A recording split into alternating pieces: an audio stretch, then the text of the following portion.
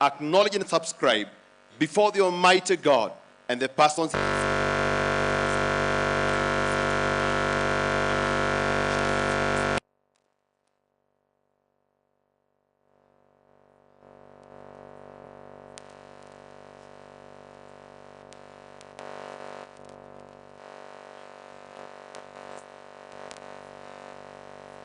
in the said bishopric of Nakuru with the truth, justice, and charity, not lording over them God's heritage, but showing myself in all things an example to the flock of Christ, and pursuant to an accordance and conformity with all and several the faith right dignities, powers, customs, usages, privileges, liberties, constitution fundamental declaration, laws, canons, articles, statutes, regulations, standing orders, bylaws, and acts of synod of the said diocese of Nakuru, and by the rules which has been made before, or which now are, or which may be duly enacted from time to time by the diocesan synod of the said diocese, and all by the standing committee thereof, and all by their respective lawful successors. Secondly, that I shall faithfully serve the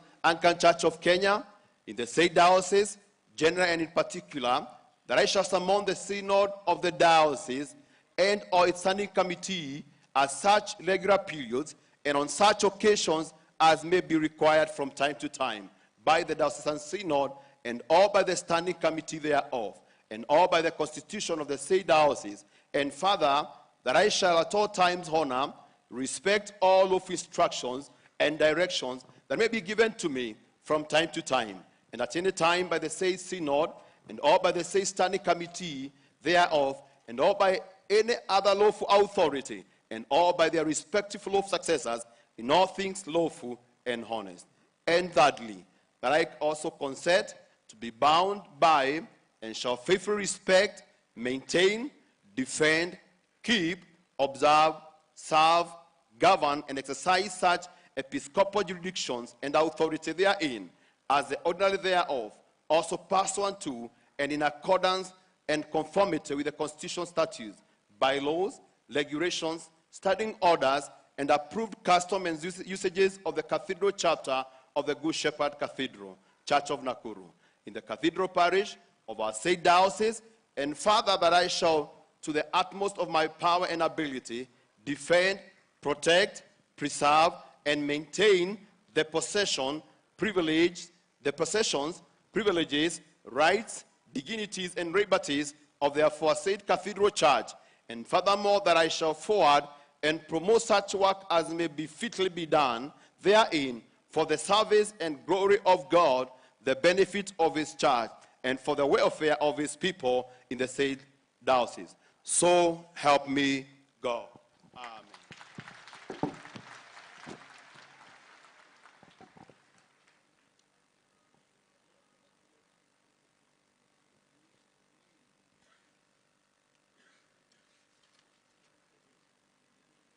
The third and final oath is actually an undertaking to resign the office of diocesan bishop.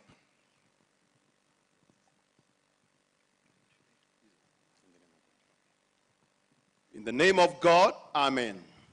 I, Anthony Mwaura Mambo, by constitutional authority and operation of law divine permission, and by the grace of God presently called, chosen, and appointed to serve the Church of God in the office of the 6,000 Bishop of the Church and the Episcopal See of Nakuru of the Anglican Church of Kenya, do hereby solemnly and sincerely declare, profess, promise, undertake, acknowledge, and subscribe before the Almighty God and the persons here assembled, that I shall resign my office of 6,000 Bishop of the Church and Episcopal See of Nakuru, and relinquish my episcopal jurisdictions and authority therein, as the ordinary thereof, on or before, but not later than midnight on the 5th day of December, in the year of our Lord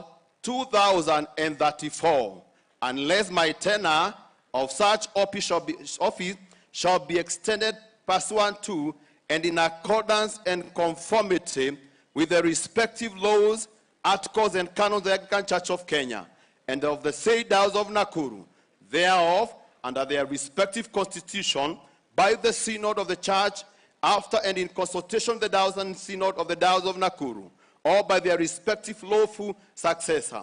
And I hereby direct the respective chancellors of the Anglican Church of Kenya and of the Diocese of Nakuru and their respective lawful successor to satisfy and keep in custody this my undertaking. So help me God. Amen. Thank you so much. We will assure him that we will keep them in safe custody and remind him when that time comes so that he doesn't forget. We thank God for the opportunity. Now the bishop-elect has taken oath of office. You can hear how heavy they are. Now, because that work is not easy, we want now to commit him to prayer and invite him to kneel before the Lord as we pray for him as he assumed the office of the 6th Diocesan Bishop of Nakuru. Brothers and sisters in Christ, it is written in the Gospel of Luke that the Lord Jesus Christ watched and prayed a whole night before appointing and sending the 12 apostles. It is also written in the Acts of the Apostles that the disciples in Antioch fasted and prayed before laying hands on Paul and Barnabas and sending them out. So also ourselves, as we follow the example of our Lord Jesus Christ and his apostles, we must pray before accepting and sending the Venerable Anthony Maura Mambo to do the work the Holy Spirit has called him to do. And now, the choir will lead us in singing "Ask and It Shall Be Given," and also prayerfully singing the Lord's Prayer before the litany.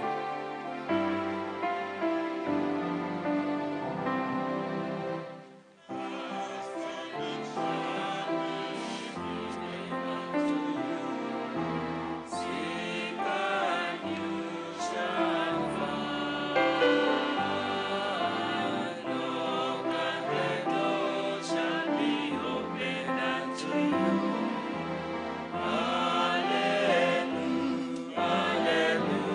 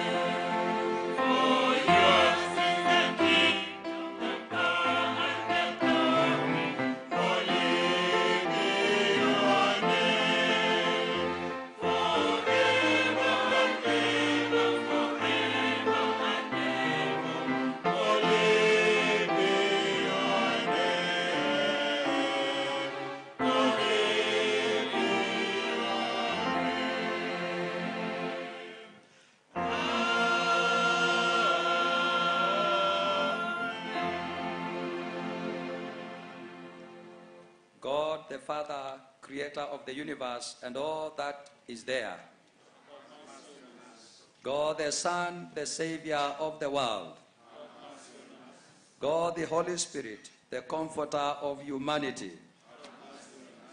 Holy, blessed, and glorious Trinity, Have mercy on us. from all satanic plotting against your church, O Lord, deliver us. from malice and hatred, from all forms of corruption and worldliness, O Lord, deliver us. from all fear of persecution and the dread of death, O Lord, deliver us. from disordered and sinful affections, and from the deceits of the world, the flesh, and the devil, O Lord, deliver us. from drought and floods, from earthquakes and all other disasters, from wicked people who plan evil against us, from gangsters, robbers, murderers, hijackers and kidnappers, from carjackers and reckless drivers, from slanderers and rumor mongers.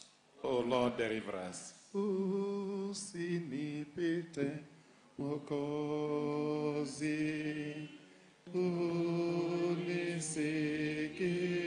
unisikie unapozuru wengine, usinipite. Protect and direct your holy church to the source of truth, govern and encourage her to speak the truth in love, both in season and out of season. Enlighten your ministers with knowledge and understanding, that by their teaching and their lives they may proclaim your word. By the indwelling of the Holy Spirit, that they may be encouraged to persevere to the end.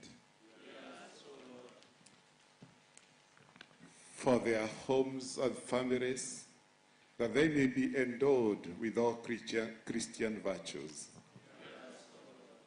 Give your people grace to hear and receive your word, and bring forth the fruit and the gift of the Holy Spirit.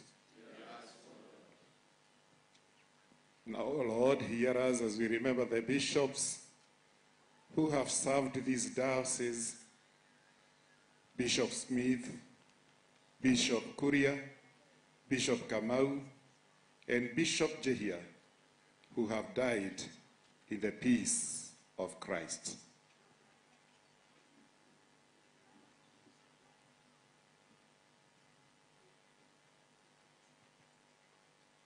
Grant us with them a share in your eternal kingdom, for all in the communion of your church who have died in Christ, that we may walk in their footsteps and be fully united with them in your everlasting kingdom. Together, hear us, O Lord.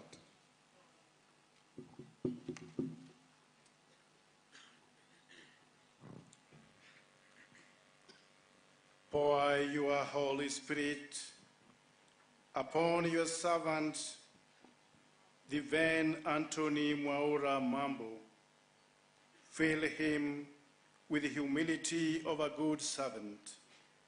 Give him courage to become a powerful prophet, love to become a good shepherd, and wisdom to solve the problems of his flock. We beseech thee, O Lord.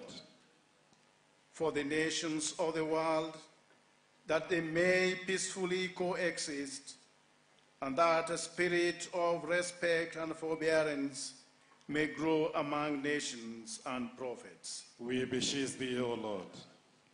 For the poor, the persecuted, and the suffering, for prisoners and the detained, refugees and all in danger, that they may be relieved and protected. We beseech thee, O Lord. For the terminally ill and all who are living with dreadful scourges, that they may be comforted in their suffering. May they place all their hope in you, and hence find peace that passes all understanding. We beseech thee, O Lord. for doctors and scientists in the medical research who spend many hours in various laboratories of the world in search of cures for diseases. Grant them peace, endurance, and success.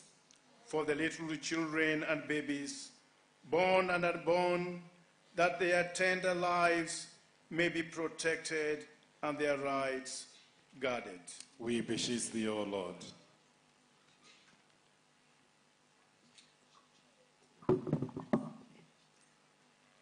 Guide and govern your holy church, fill it with love and truth, and grant it that unity which is your will, binding it together with your Holy Spirit. We beseech thee, O Lord. Give courage to all our bishops, clergy, and all church leaders, that they may courageously proclaim the good news of the kingdom and fearlessly challenge injustice in the nation. We beseech thee, O Lord. Direct and guide all church-based organizations that work for peace, justice, and reconciliation, and for the holistic development of God's people, that they may achieve their mission goals for the glory and honor of your holy name. We beseech thee, O Lord.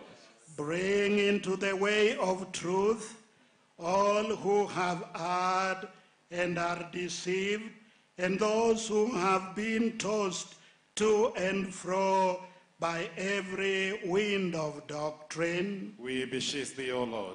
Strengthen those who stand, comfort and help the faint-hearted, raise up the fallen, and finally beat down Satan under your feet. We beseech thee, O Lord.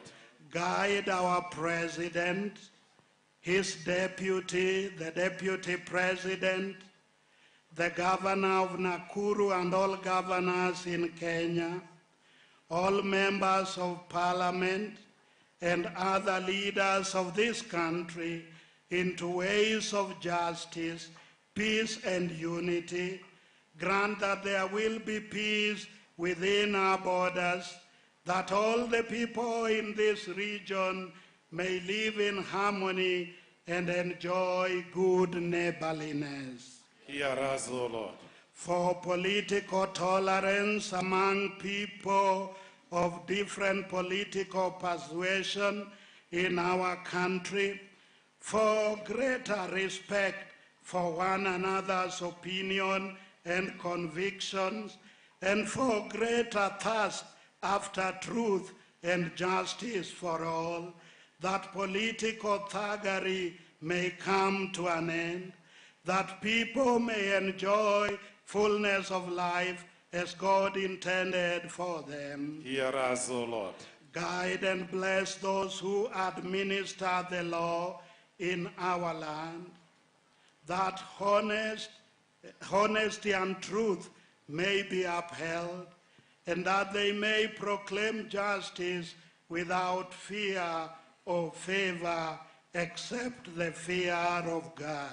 Hear us, O Lord. Help and comfort the lonely, the bereaved, the oppressed, and the voiceless. Help and comfort them.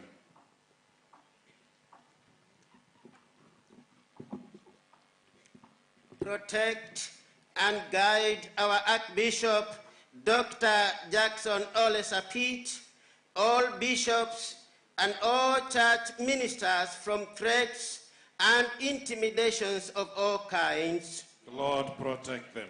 Heal the sick in body and mind. Provide for the widows and the orphans, the homeless, the hungry, and the destitute. Lord, have mercy. Pour your blessing on all human labor, that your people may enjoy good output, be well fed, and live in economic comfort. Bless all our retired archbishops, bishops, clergy, and all other church workers. Hear us, O Lord. Preserve and guard the integrity of creation against exploitation, that forests, lakes, game reserves, and other natural and environmental resources may be safeguarded against misuse or abuse. Hear us, O Lord. For all of us here gathered in your name, and for your service, and for the forgiveness of our sins, and for the grace of the Holy Spirit to amend our lives. Hear us, O Lord. Give us true repentance. Forgive our sins of negligence and ignorance, sins of commission and omission, and grant us the grace of your Holy Spirit to amend our lives according to your holy word. Holy God, holy and strong, holy and immortal, have mercy.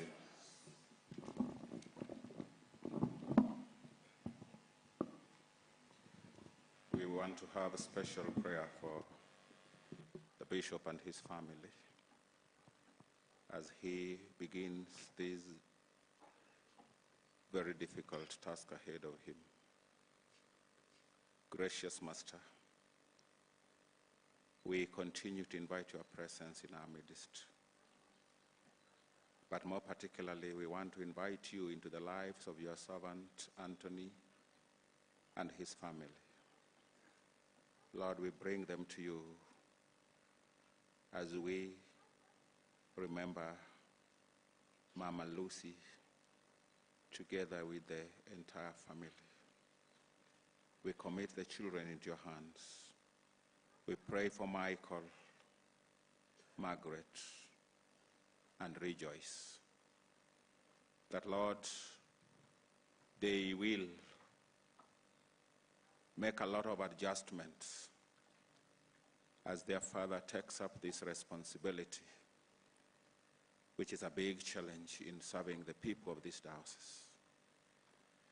We pray, Lord, that they will be committed to prayer, and they will be committed to ensuring that they have peace and tranquility within the family circles. We pray that you prosper them. Those who are still in school, Margaret and Rejoice, Lord, hold them with your righteous hand as they go through their schooling. We commit Michael into your hands even as he searches for a job and does kibarua here and there, that despite the difficult times ahead, Lord, guide and prosper them. We want to pray for our brother Anthony and Mama Lucy, that as their status changes today, you will keep reminding them of their calling, that basically you've called them to be evangelists in this diocese, that you've called them to be parents of many who are even older than them, that, Lord, you will speak into their lives, and you will be able to let them speak truth and honestly without fear or favor. That, Lord, they will be able to speak truth to the authorities, even when it is not very, very good. That, Lord, you've called him to a situation where he must put his life in the front line. That as a good shepherd, he will be prepared to protect the flock and take care of the interest of the people that we've entrusted under his care. Lord, we pray that your Holy Spirit may guide and protect and lead according to your way, because we pray in Jesus' name. Amen. The Lord be with you. And also with you. Almighty God, grant that we shall receive what we have earnestly asked in faith, that in all the services we render to you in your name, we may find fulfillment, and that this family find fulfillment in the office they are assuming today of the 6th diocesan bishop, and that your people may be well nourished in their souls to the glory of your holy name. Amen. We will now ask the family to take their seats as we ask the choir to lead us prayerfully. Bwana ni mchungaji wangu. Prayerfully as they take their seats.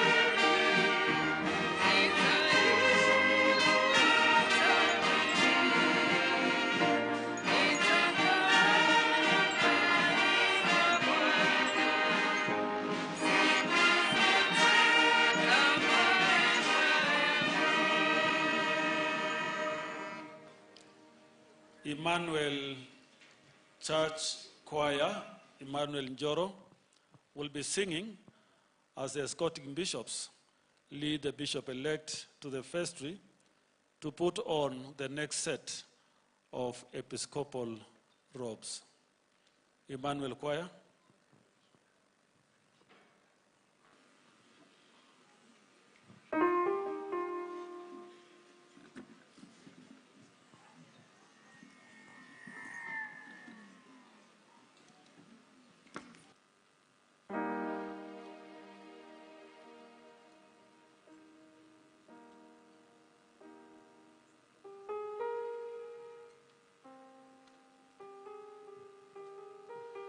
You are taking long to begin. When he comes, you will stop from where you will be.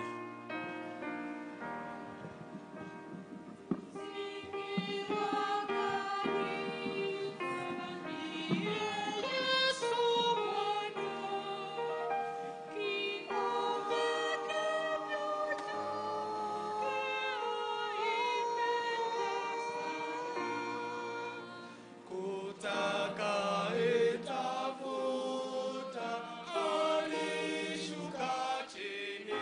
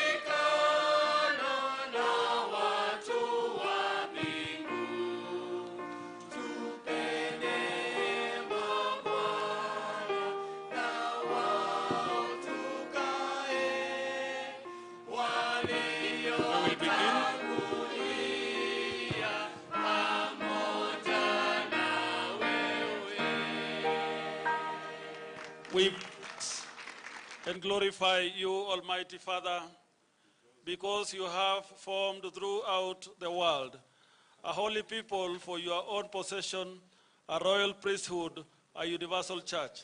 We praise and glorify you because you have given us your Son, Jesus Christ, to be the apostle and the high priest of our faith and the shepherd of our souls.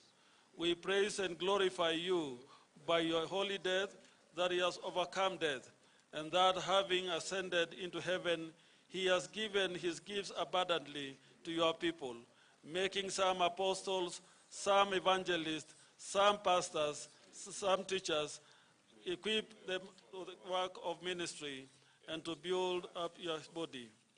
And now you have given thanks, you have called this your servant, Venerable Anthony Mambo, whom we ordain in your name, to share in this ministry entrusted to your church by the great shepherd, Jesus Christ our Lord.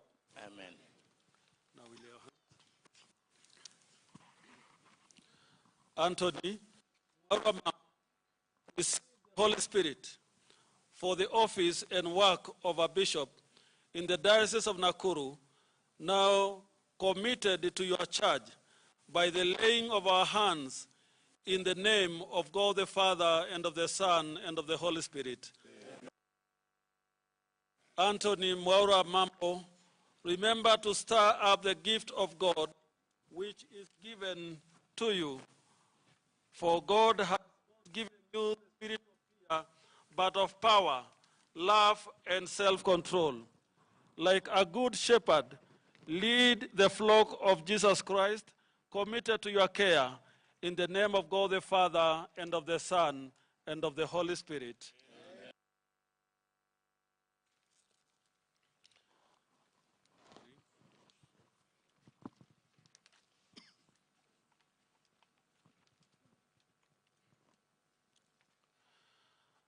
Amen. Anthony, receive this ring to serve as a reminder of your marriage to the Church of Jesus Christ. In the name of God the Father, Son, and the Holy Spirit. Amen.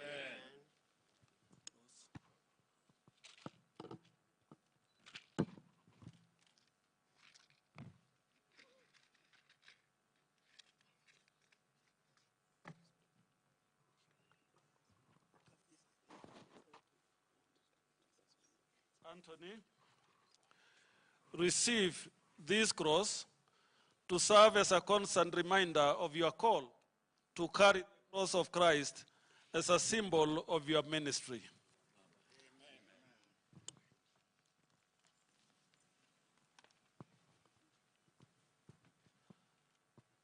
Anthony, receive the Holy Scriptures.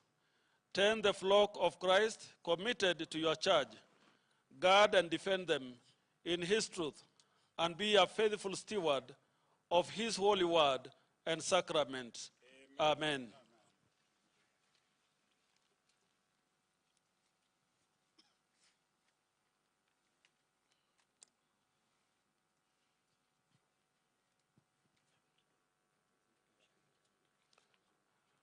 We anoint you, Anthony, to assume the office of the 6th Diocesan Bishop in the Diocese of Nakuru. Be a strong shepherd and a prophet.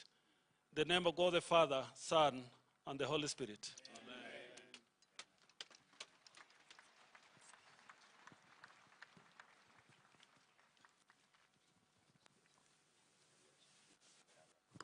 Now, he can stand.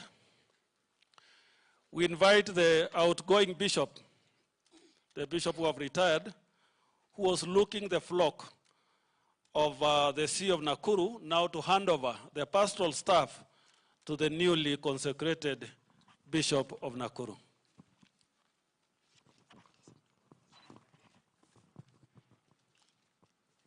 Bishop Anthony Mambo, receive this staff to serve as a constant reminder of your call to be a shepherd to the flock that Christ has put in your care, not by persuasion but by self-will, just as the Lord wills, not for selfish gain or for money, but voluntarily.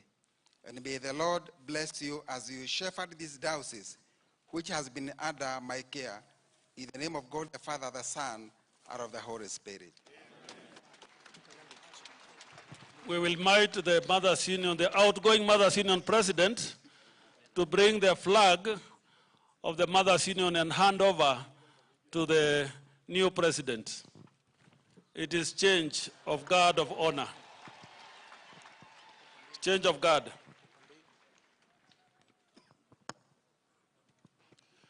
And I will ask the Diocese of Chichester representative to bring their gift at this juncture to present to the newly consecrated, the Right Reverend Anthony Mambo. He's no longer venerable, he's the Right Reverend.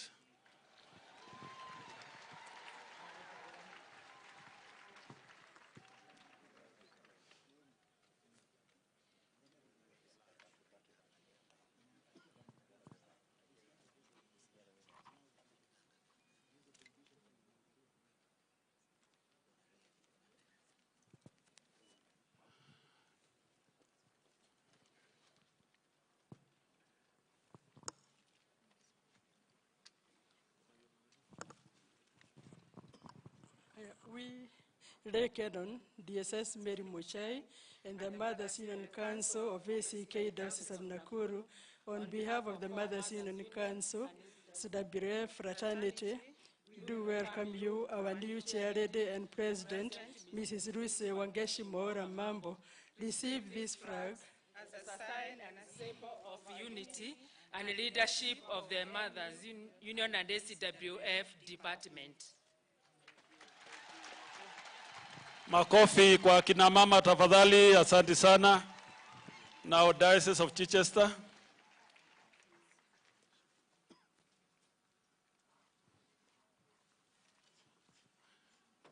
You may say a word. Your Grace, fellow members of Christ's flock,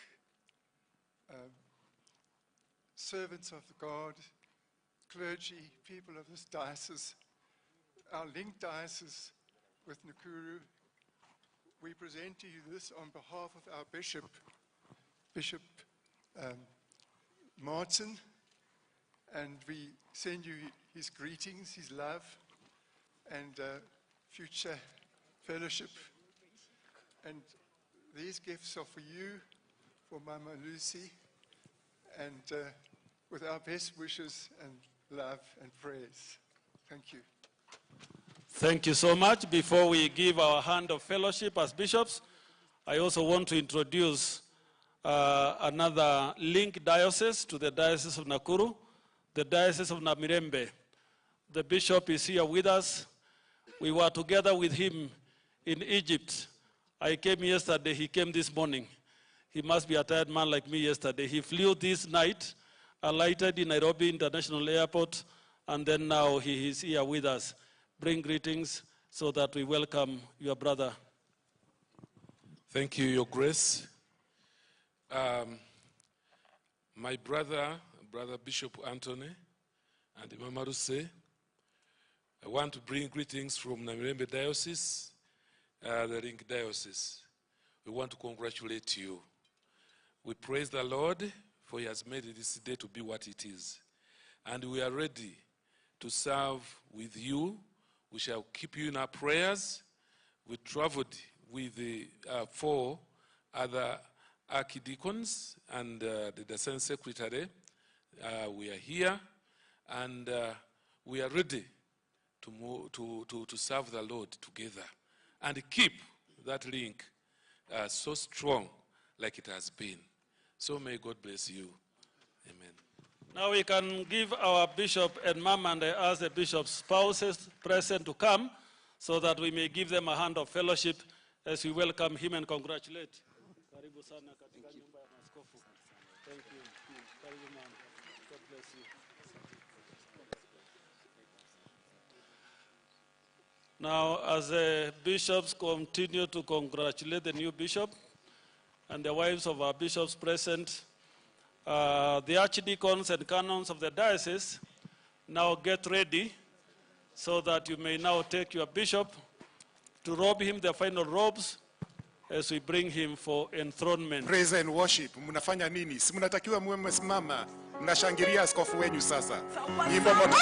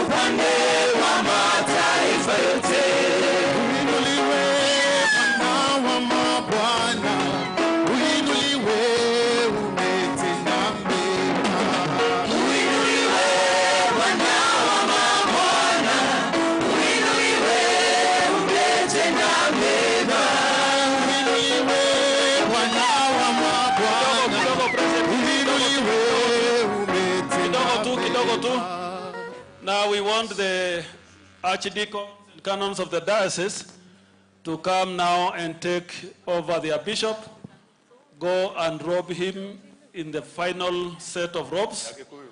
Oh, you are here. And then now the praise and worship team continue until they come back. And when they come, now fully dressed, the whole congregation shall stand and honor our bishop when he is coming this way.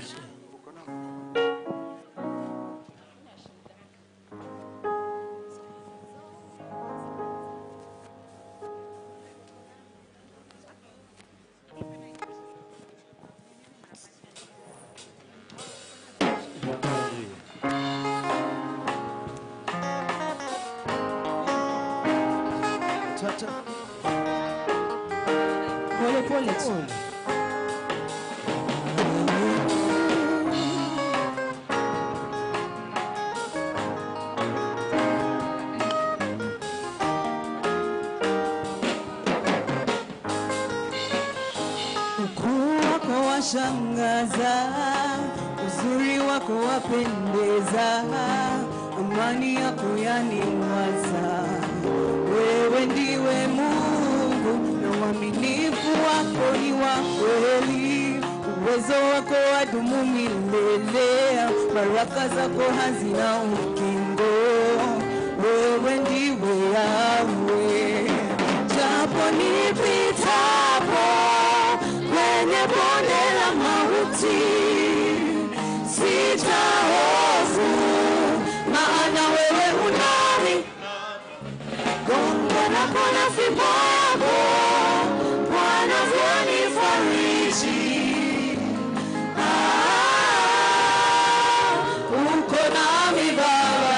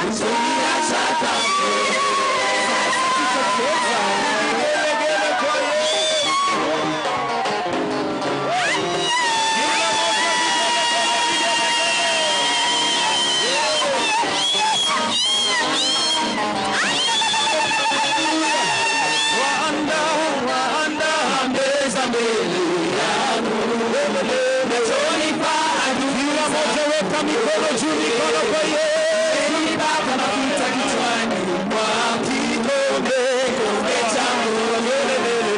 Furika, kikombe changu kinafurika.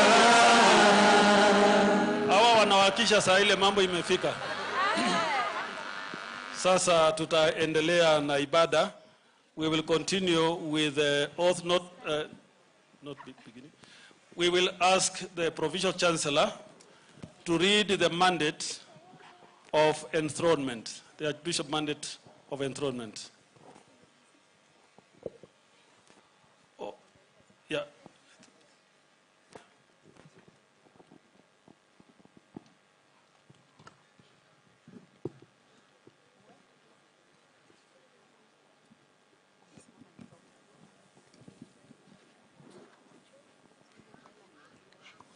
This is the certificate of enthronement issued by His Grace the Archbishop to the Right Reverend Anthony Mwaura Mambo as the 6th Diocesan Bishop of the Church and the Episcopal See of Nakuru.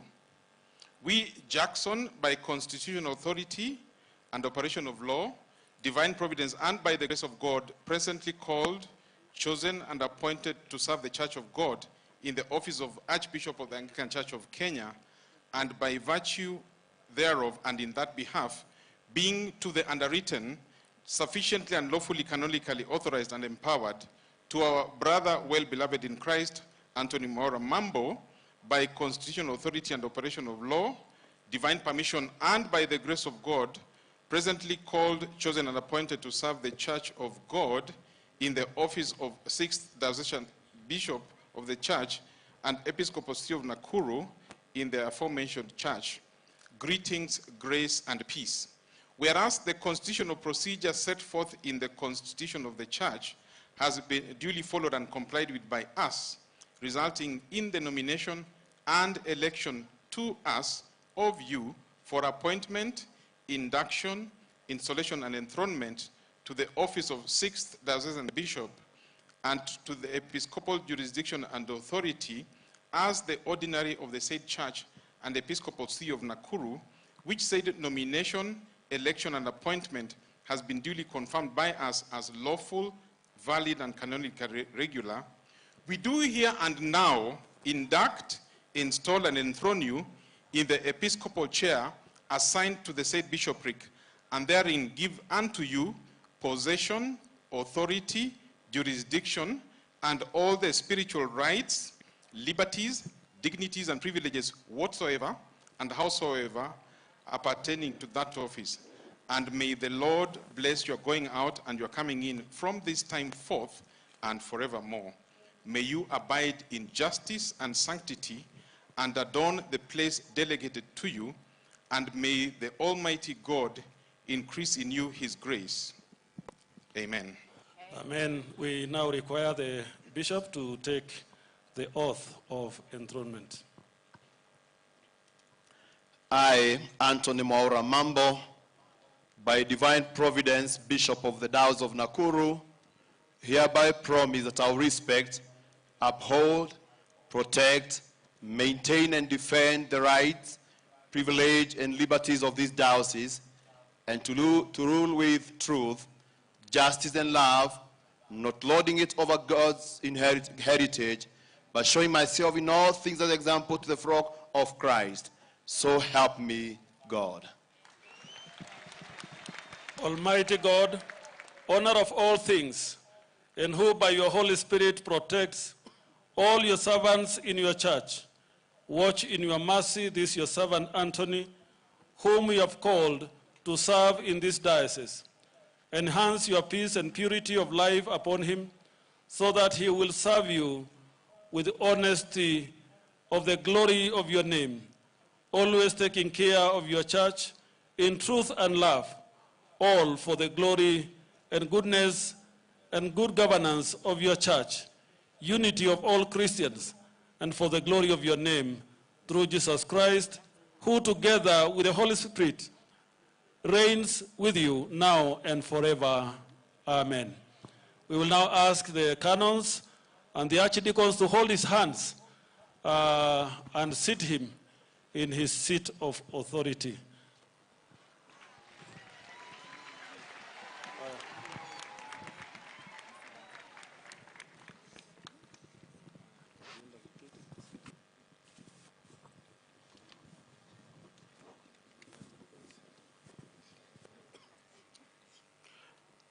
We, the Archdeacons of Nakuru Diocese, on behalf of all Christians, do welcome you, our Bishop, to occupy your seat of authority.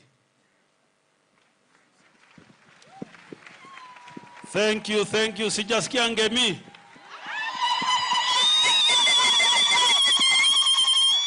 Asanteni sana. Sasa mwenyewe ameketi kwa kiti chake.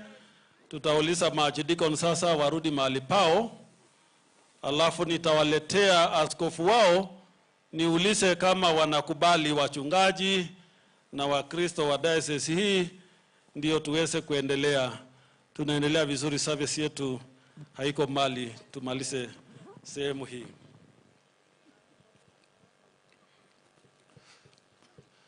Clergy of Nakuru Diocese, please stand, all of you.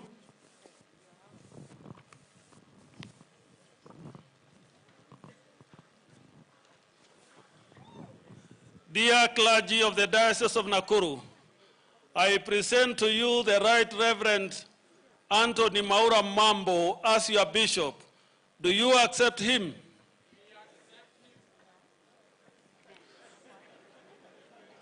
Aya, tuanze tena.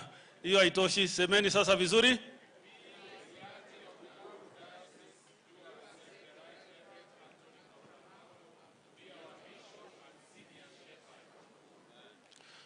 And now to the Christians of Nakuru Diocese, all stand wherever you are.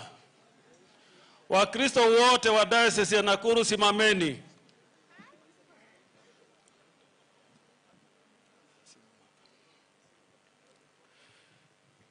Dear Christians of the Diocese of Nakuru, I present to you your new bishop and father in God, this Father's Day.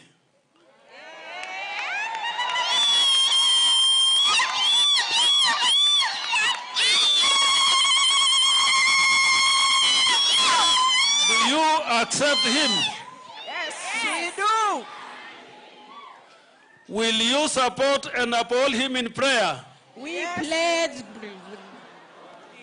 Asanteni sana, Mungu awabariki.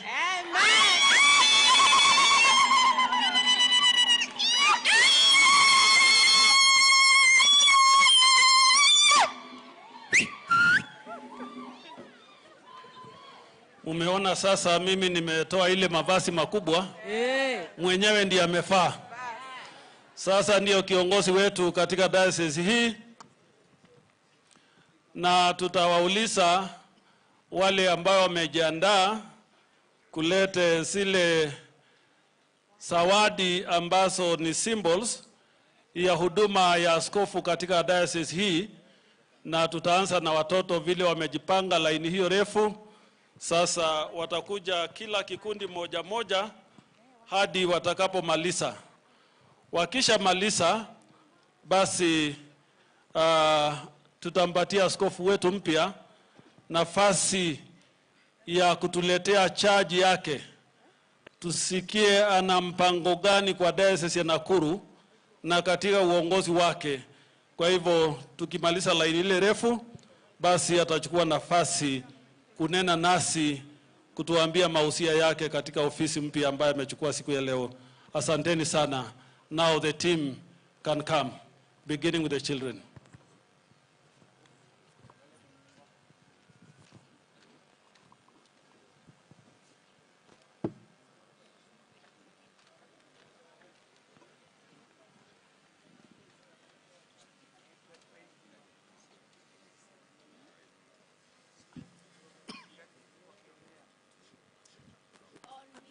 Of the Sunday school and brigade children in the diocese, we welcome you, our bishop. Receive this water and baptize us in obedience to our Lord's command.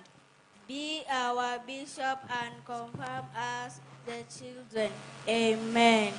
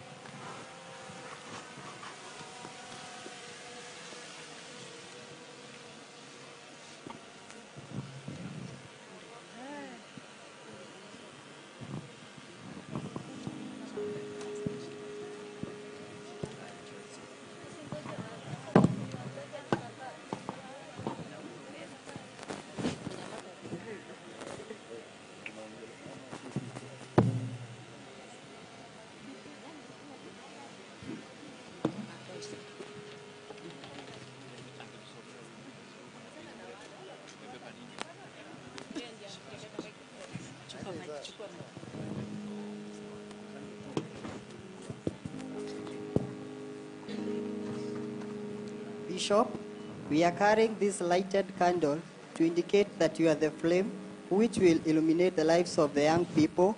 Your candlelight will dispel every evil from the young people. Amen.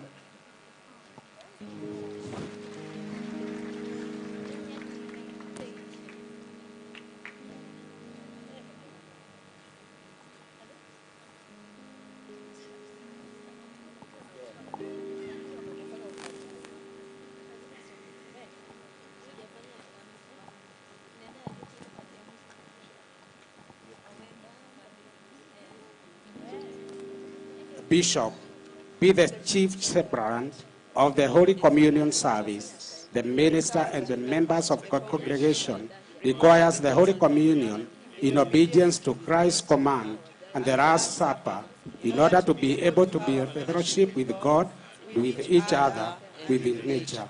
Bishop, we celebrate this sacrament, the Holy Communion, led by the Holy Spirit, and may the Lord bless you.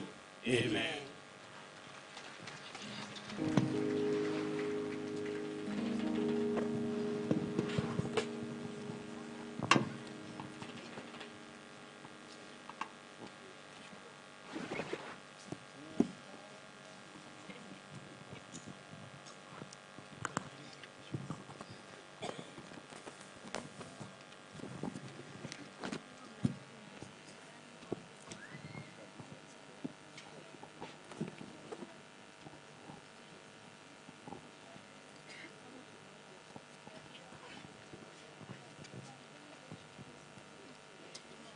Our shepherd, Bishop Anthony Mwaura Mambo, you are now our Father in God.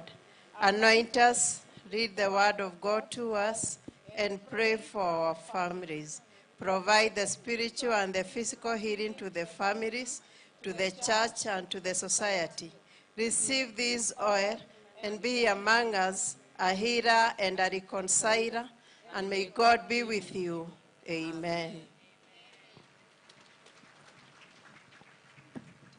Nitakaa nyumbani mwako siku zote za maisha yangu we. Nitakaa nyumbani mwako siku zote za maisha yangu. Nitakaa nyumbani mwako siku zote za maisha yangu we. Nitakaa nyumbani mwako siku zote za maisha yangu. Our Father in God, you are the salt of the Diocese of Nakuru. We present this salt to you as a sign of servant leader to serve and to preserve the integrity of the Church of Christ. Amen. Nitakaa nyumbani mwako siku zote za maisha yangu we. Nitakaa nyumbani mwako siku zote za maisha yangu. Nitakaa nyumbani mwako za maisha yangu we. Nitakaa nyumbani mwako siku zote za maisha yangu. Anglican Development Services present to you soil and trees. Soil is a source, along with water and air, provides the basis of human existence. Our Bishop, offer your services to the sub-counties and make our diocese to realize the full benefits of Christ's love to mankind. Bless their land so that it may produce enough for us and our families. We value our soil as you walk on it. ask God to shower his blessings on it. Amen. Mimi nitaimba uzuri wako Yesu, nitaimba uzuri wako, nitatangaza matendo yako makuu Baba, matendo yako makuu. Mimi nitaimba uzuri wako Baba, nitaimba uzuri wako.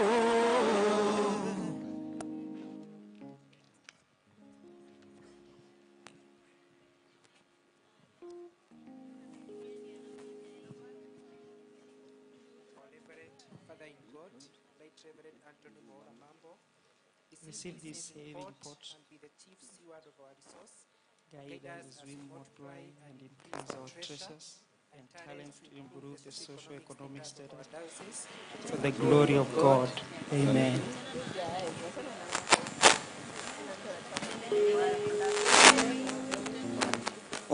Nitaimba uzuri wako Baba,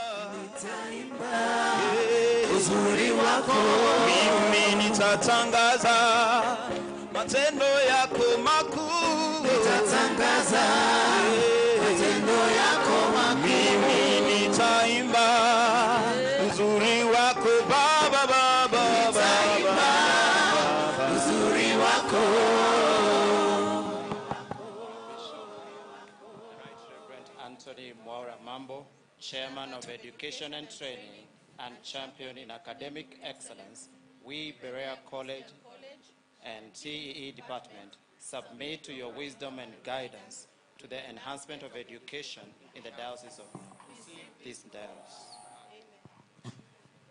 Baba, Baba, Baba, eh Baba, Baba, Baba, Baba, eh Baba, Baba, Baba, Baba, eh Baba, Baba, Baba, Baba, eh Baba. The Right Reverend Father in God, Anthony Mambo, we welcome you to be the chairman of our synod. Receive this certified copy of the grant of arms, which was granted and assigned to the first bishop of Nakuru in 1964 and passed on to his successors. Receive it for your use as our sixth bishop. Dear Bishop, pray for us, mentor us, and correct us. May the Lord grant you wisdom and understanding to lead our diocese and defend the Christian faith in your generation. Amen. eh Baba, eh Baba, Baba, Baba, Baba, Baba, eh Baba, eh Baba, Baba, Baba, Baba, eh Baba, eh Baba, Baba, Baba, Baba, Baba, eh Baba, eh Baba, Baba, Baba, Baba. Tunakupenda Baba, Baba, Baba, Baba, tunakupenda Baba, Baba, Baba, mwaminifu Baba, Baba, Baba, Baba, mwaminifu Baba, Baba, Baba. Bwana Yesu asifiwe. Tumemaliza ibada yetu ya consecration. Sasa tutangojea kusikia charge ya askofu wetu mpya. And I want to really thank God for the opportunity God has given us, first the people of Nakuru, for going through the transition process peacefully and electing a bishop peacefully. Since the retirement of the Right Reverend Dr. Joseph Mushai, I took over this diocese as your bishop. Today I'm going to resign my short stint as your bishop. But I was leading through a commissary. And I really want to thank God for the commissary whom God has led us to appoint, the Venerable Canon Paul Muli. He has been my commissary. He did a fantastic job. He organized. He did everything he could with my direction, but I had little to do because you're doing a good job. I take this opportunity in front of this congregation to thank you so much. And now, because we have the bishop, I and you have to recite now. Maybe you have a word to say to the congregation and your bishop now. First and foremost is for that opportunity that he gave me to serve on his behalf, of course, through many and a lot of consultation. Thank you, Your Grace. Through God's help, we were able to go through without much difficulties, and your advices help us to go the far that we have gone. I want us to welcome now my Lord Bishop, the Right Reverend Anthony Mambo. Welcome, Bishop. We will support you with the other leadership of the diocese and all the Christians of the diocese. Baba Askofu, twende kasi. And now, my Lord Bishop, the Right Reverend Anthony Mambo, I hand over your diocese back to you. In the name of God the Father, the Son, and the Holy Spirit.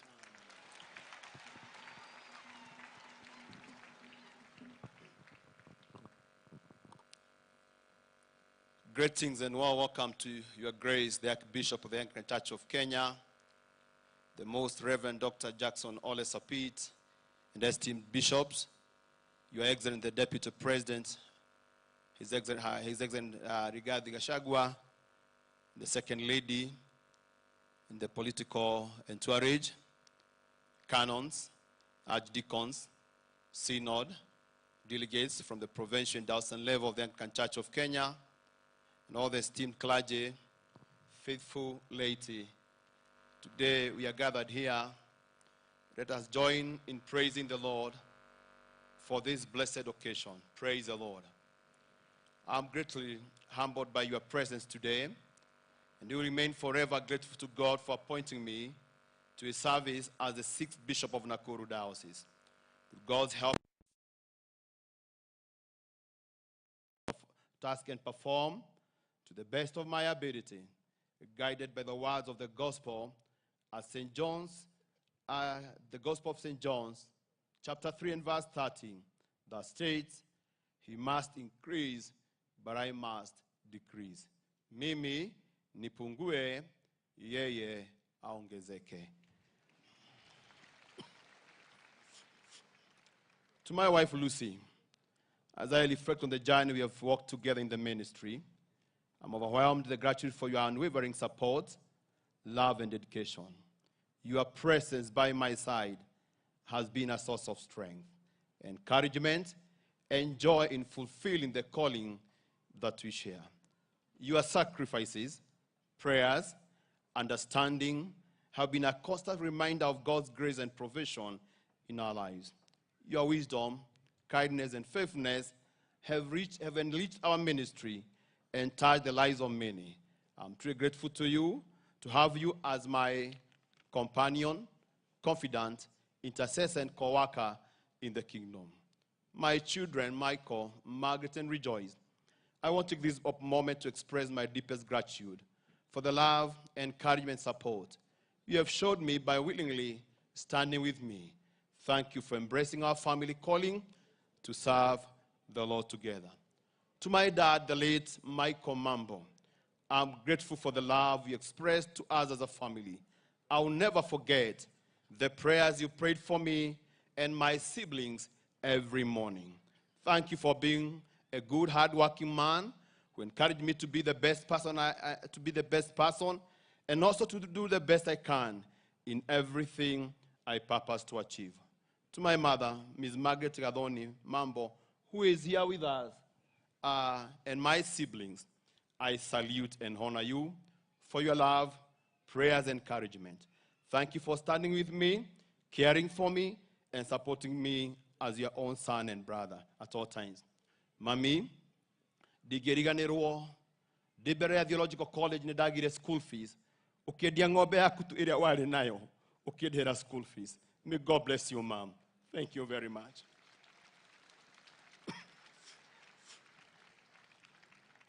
I wish to recognize my mentor, Mr. David Murithi, the former Sunday school teacher in ACK, Shepherd's Gate Nyonjoro, the late Mrs. Edith Jenga, Ninawage Tau, the Reverend Captain and Mrs. Frederick Mwaura, who saw my potential and encouraged me to join Berea Theological College. To my dearest friends, I'm profoundly thankful for your encouragement and prayers, which have lifted my spirit and provided me with the strength to endure throughout my life and ministry. I sincerely express my heartfelt gratitude for the invaluable contribution made by my predecessors for establishing a strong foundation upon which our diocese stands today. I'll build on the foundation laid by the bishops, the clergy, and lay people of this lovely diocese. Through their vision, they foster not only a sense of unity within our community of faith, but also forge vital connection beyond our borders, forming linkages and partnership that have enriched our diocese, building upon this legacy. We are committing to nurture and expand this relationship because we recognize their significance in our collective journey. Furthermore, we remain open to forging new partnership while firmly upholding the doctrinal integrity of our church. It is through this collaborative spirit that we will continue to advance and thrive as our diocese.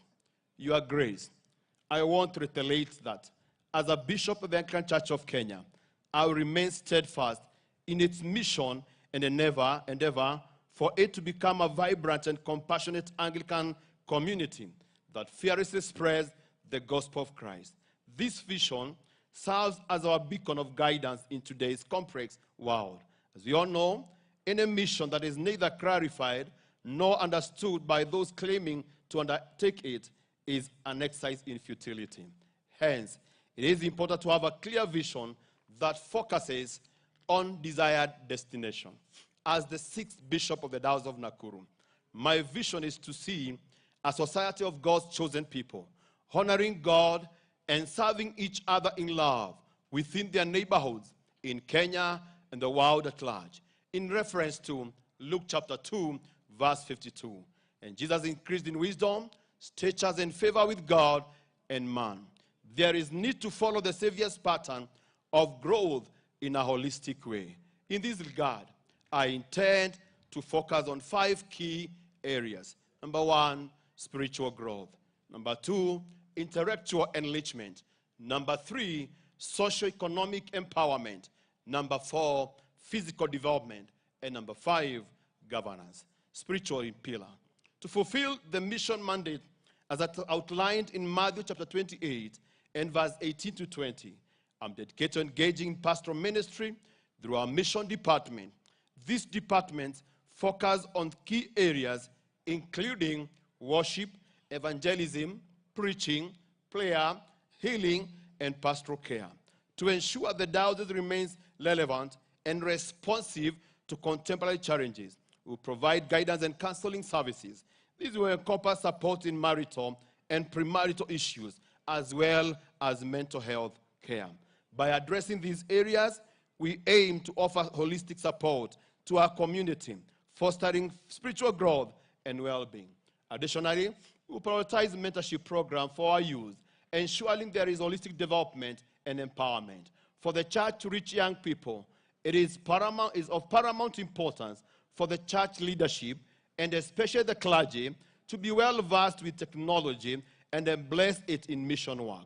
Proper training is important in this area to enable the church shift from traditional methods of doing mission work to the use of technology, which has proved to be effective and resonates well with young people who are the majority today.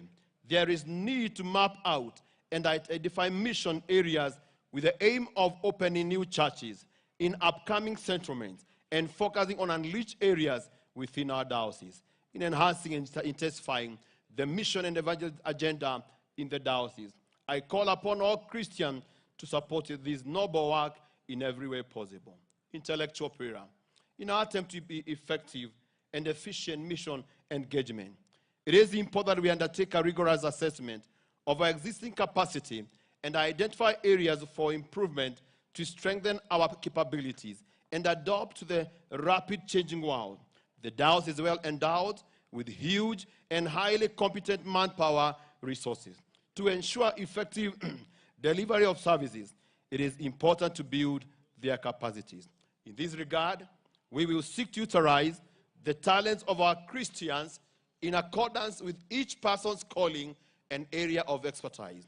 We fulfill this goal to unleashing the potential of the Christians by identifying the existing manpower gaps and carefully evaluating areas of strength and weakness that require our consideration.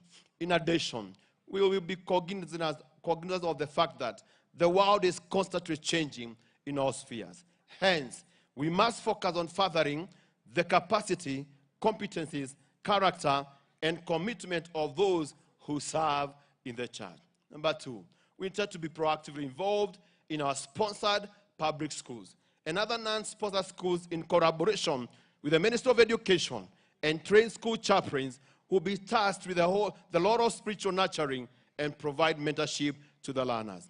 As we embark on fulfilling the church mission, we are committed to transform our Anglican-owned schools into centers of excellence, encompassing superior performance, enhanced ethics, upgrade facilities, and enrich extracurricular services. Number three, we commit to transforming Berea Christian College for integrating studies into a premier skills development hub. Our focus will be on revitalizing the institution by constructing facilities that align with current needs and engaging professionals to spearhead its reform. We intend to enhance Berea Christian College for integrated studies to not only offer theological and early childhood education studies, but also to be a center of excellence for training of the following: chaplains for Christian ministries in our schools, hospital institutions of higher learning, hospitals, institutions of higher learning, and the discipline forces, evangelists, music directors, and also lay leaders. Before, it is important to train and equip clergy to be able to address the emerging issues and challenges. This will help them to empower members of our churches to counter these issues with the truth of the gospel. We will therefore encourage and support clergy in advancing their studies through sponsorship, education loans, and diocesan assistance. We will promote and facilitate refresher courses and performance appraisal for all the diocesan staff. This is important in helping them to acquire skills which will ensure that every employee delivers as much value as possible to the organization. We will emphasize to the clergy the need of preserving the Anglican tradition by upholding doctrinal integrity in catechism classes and worship services. This involves convening clergy chapters that are structured and focused on desired goals of adding value to the ministry and church at large, as well as conducting appraisal to enhance their effectiveness. Socioeconomic pillar. Reflecting on Matthew chapter 9, verse 36 to 38. When he saw the crowds, he had compassion on them because they were harassed and helpless, like sheep without a shepherd. Then he said to his disciples, the harvest is plentiful, but the workers are few. In following the model of our Lord Jesus Christ, on meeting the needs of the people, I aim to empower individuals economically and socially by addressing their personal and social requirements. I'll do this by supporting the Ministry of the Anglican Development Services, Central Rift, and launch the already registered Nakuru Anglican Church Foundation. These two development arms of the church will complement each other in bringing social transformation in our community by focusing on environmental conservation, agriculture, education, water, health and sanitation, advocating for gender equality, disability inclusion, and social justice while fostering peace in our communities. Number two, enhancing the capacity of our Imani Talent Circle to enable easy access to loans, foster individual growth and development, and educate both our congregants and community at large on the importance of saving.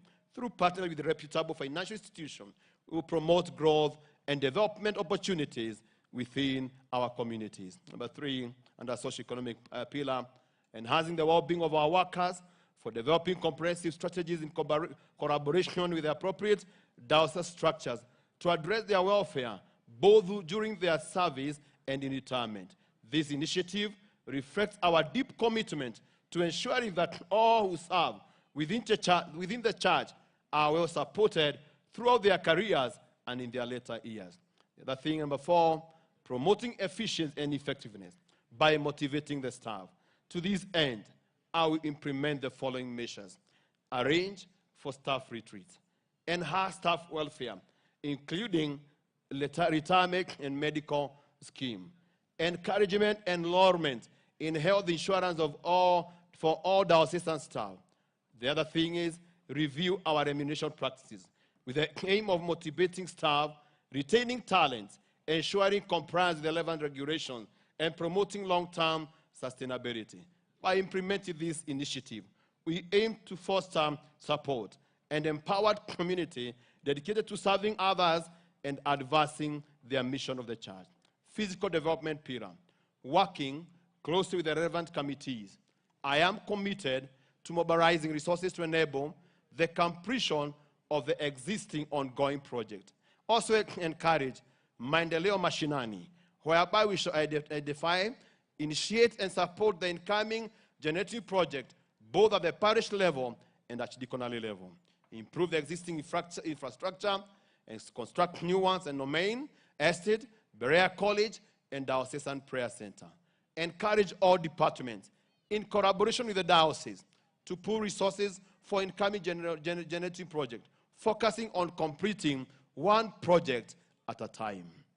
Invest resources in Berea Farm, in establishing a model demonstration center that embraces research and innovative agriculture technology. Advertise and market our income generating projects, including the Diocesan Imani Conference Center, Imani Mall, and strengthen our Imani bookshop. Last but not least, the governor's pillar.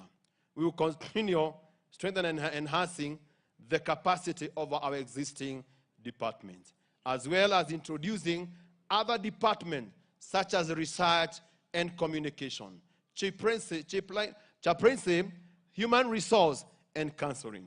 We will empower each department to understand its operational context and develop mission responses. Additionally, we will support various boards and committees in setting clear and achievable goals and meticulously executing their strategic plan. To support this initiative, I will form a committee that will spearhead the development of the diocesan strategic plan that will align with our governance instruments, such as our constitution, policies, and management systems. Our objective is to foster a transparent operational structure that prioritizes strong work ethics, adherence to moral principles, and enhanced discipline and financial integrity of our staff. In conclusion, in closing, I extend my heartfelt gratitude to His Grace, the Archbishop of the Anglican Church of Kenya, the Most Reverend Dr. Jackson Ole Sapit, for your guidance in the transition period and for presiding in the consecration and the enthronement service. I want also to extend my heartfelt gratitude to His Excellence, the Deputy President, and his entourage for getting time to be there today. 3, I want to extend my heartfelt gratitude to my predecessor, Bishop Joseph Moshai, for appointing me as an archdeacon and for your mentorship, which was invaluable in shaping my leadership skills. I extend my sincere thanks to you and your wife, Lay Canon Mary, for your tireless service in shepherding our diocese. During your tenure, the diocese experienced significant physical development, spiritual growth, and your support and prayers during the transition period has been appreciated. And I'm grateful for the Lord you prayed in the diocesan leadership. I know your support will continue being a source of strength, and I look forward to your wise counsel in the days to come. My colleagues, Bishop, thank you for your prayers, messages of goodwill, and for grace in this occasion. I look forward for support and cooperation.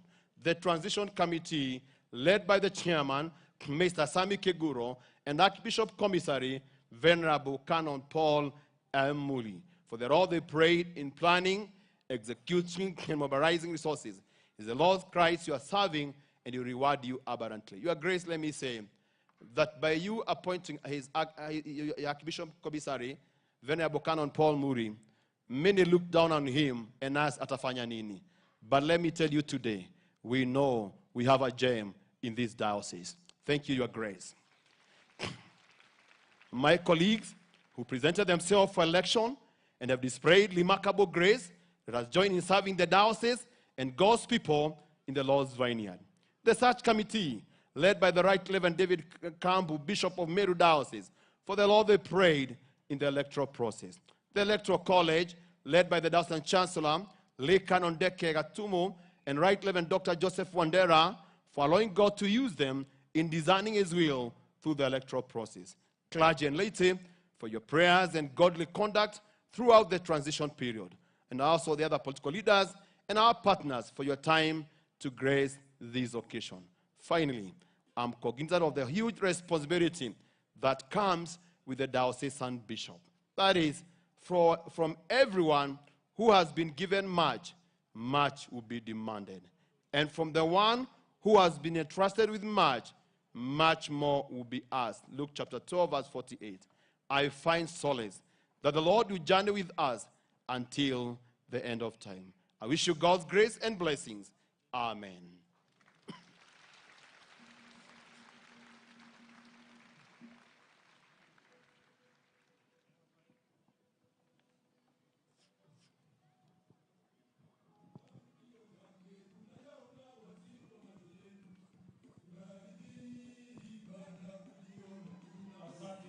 Thank you so much. Now, the people of Nakuru, you have now got your bishop, you have heard his voice, you have heard his vision. Will you support him? We praise God for the opportunity God has given us to celebrate him in various ways.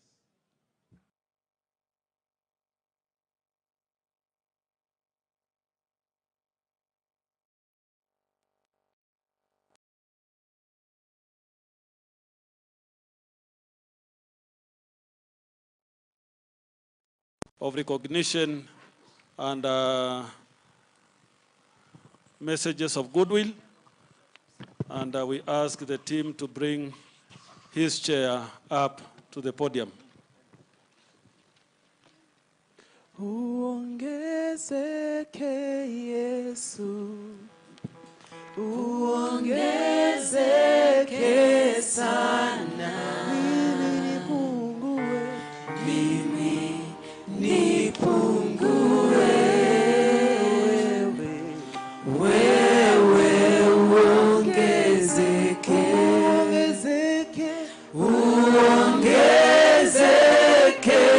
Yesu, uongezeke sana. Mimi nipungue,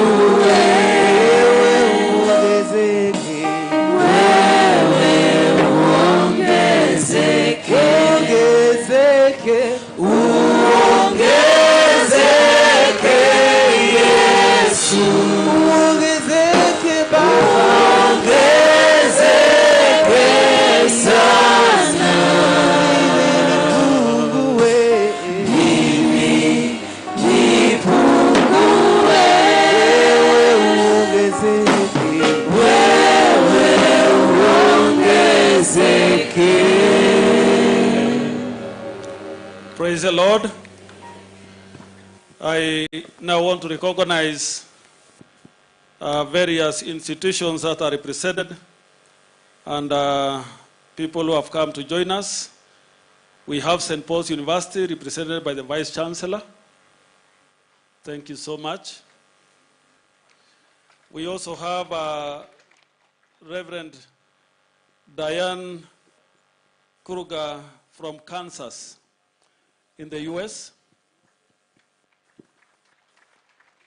Thank you, thank you. God bless you. We have Venerable Leonel Whiteley from Chichester Diocese. Thank you so much. We have the Managing Director of PASIS, Insurance with us. We have Ambassador Boniface Muhia with us.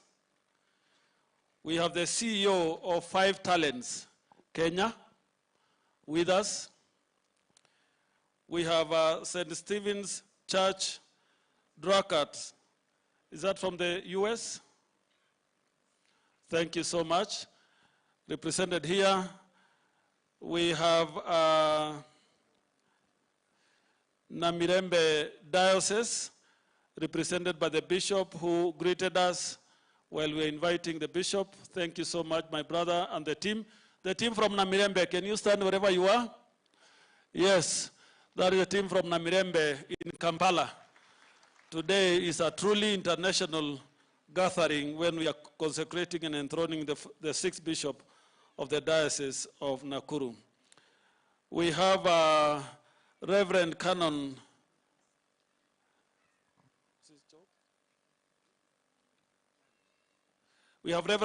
Janet from Maryland. Asante sana.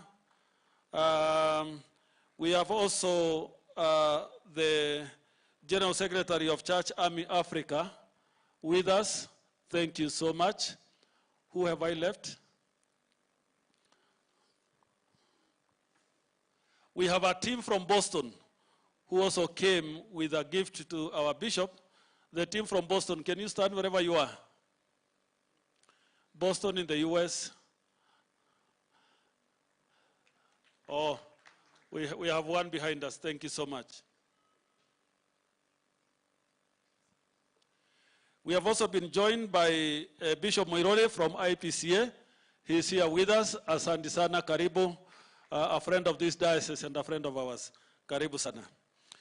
We will get the list of our teams from the Provincial Chancellor, our bishops, retired and serving, including our provincial staff. I now invite the Provincial Secretary to come and lead us in that introduction list. Thank you very much, Your Grace. We are so grateful to our Lord Bishops who have turned up in big numbers to make this consecration and enthronement a success. Allow me, Your Grace, to begin with our retired bishops who were able to join us. Now, midst we do have Bishop Joseph Wasonga, Maseno West, Emeritus. Thank you. Just wave to us, Baba Askofu, from where you are. Thank you so much. We also have in our midst Bishop Stephen Kabora, Nyahururu Emeritus. Thank you. Kindly wave to us. We also have Bishop Joseph Mushai, our host, who handed over today in Nakuru. Thank you, Baba Askofu. We also have in our midst Bishop Charles Gaikia, Nyahururu Emeritus. Thank you so much, Baba Askofu. We also have in our midst Bishop Stephen Kewasis, Kitale Emeritus. Thank you, Baba Askofu. We also have Bishop Jacob Lesuda, Maralal Emeritus. Thank you so much, Baba Askofu. Your Grace, I also have the pleasure to recognize the presence of Bishop-elect of Nyahururu Diocese, Reverend Major Samson Gashadi. He's in our midst, for whom we are preparing this same ceremony next Sunday. And let me now then, on your behalf, Your Grace, recognize our bishops who are here present, of course, led by you yourself, the Archbishop. Thank you, Your Grace. And we have the man of the moment himself, the newest bishop in the house, Bishop Anthony Mambo, our host here, Nakuru kutoka Bishop Gasheres. Thank you so much. Thank you. We are grateful. Thank you for coming. We also team from the National Secretariat, from other parts of the Communion. I will leave that to you.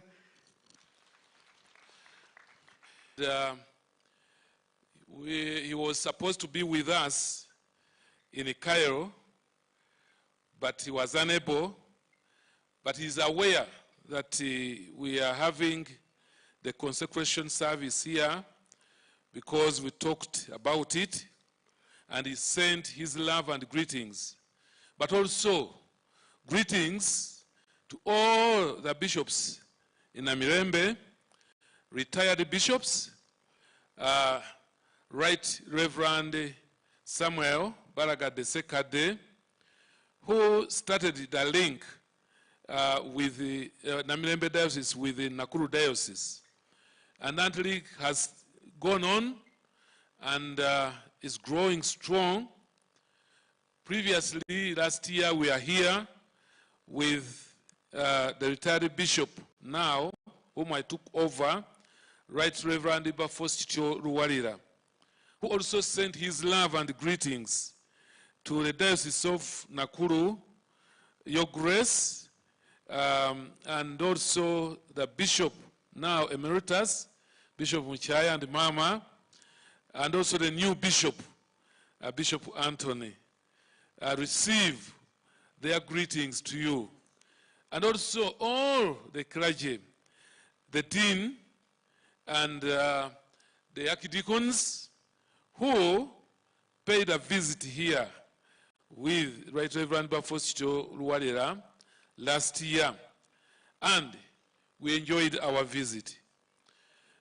Your Grace, you have introduced the Diocesan Secretary, Reverend Canon Henry Segawa, who is there, and he's going to present, he's going to bring a gift which we are going to give to the new bishop. We have Venerable Dunstan Chwanuka Mazinga, the Archdeacon of Gayaza. We have the Reverend Canon Abraham Lubega Chisache, the parish priest of Boyogerere, but also doubles as the diocesan trainer.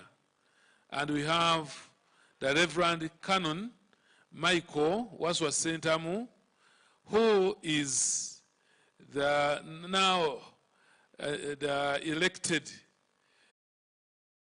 to begin the new archdeaconry of Namugongo. He is over there. But we continue to pray for you as a dad. I've enjoyed my being here and being part of the consecration. Their third bishop, and he has been introduced. He's here with us today. I think Nyahururu are benchmarking with us. And Your Excellency, we know you have also promised in your program you'll join us. Karibu sana. And all those who are going to join us in that occasion. Now we have ended from this, most of them. We may not mention them by name, but may God bless you. Asanteni sana. Member of Parliament, and we have the county security team who are with county.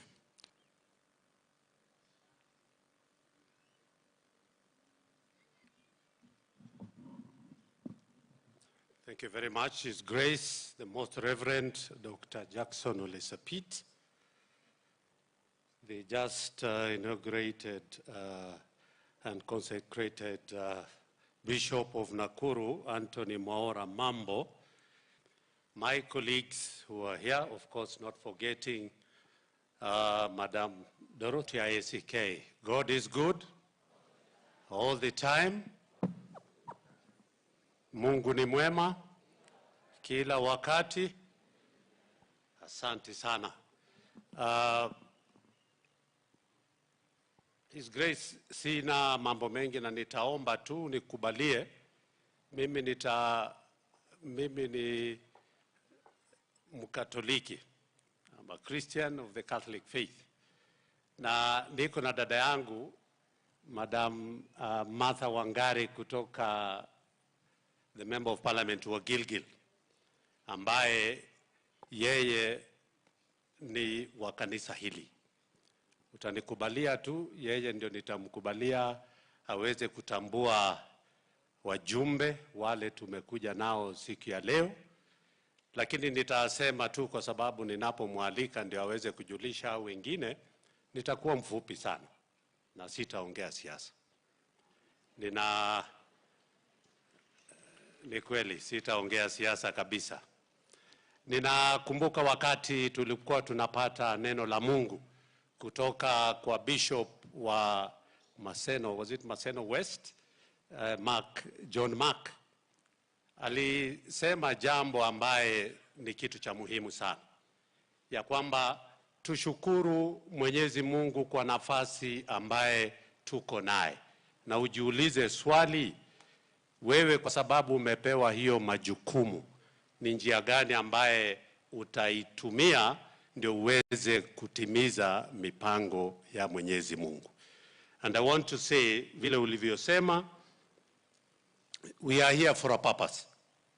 Kila mtu, whether you're a father in your house, you're a leader in the church, na kule kwingine.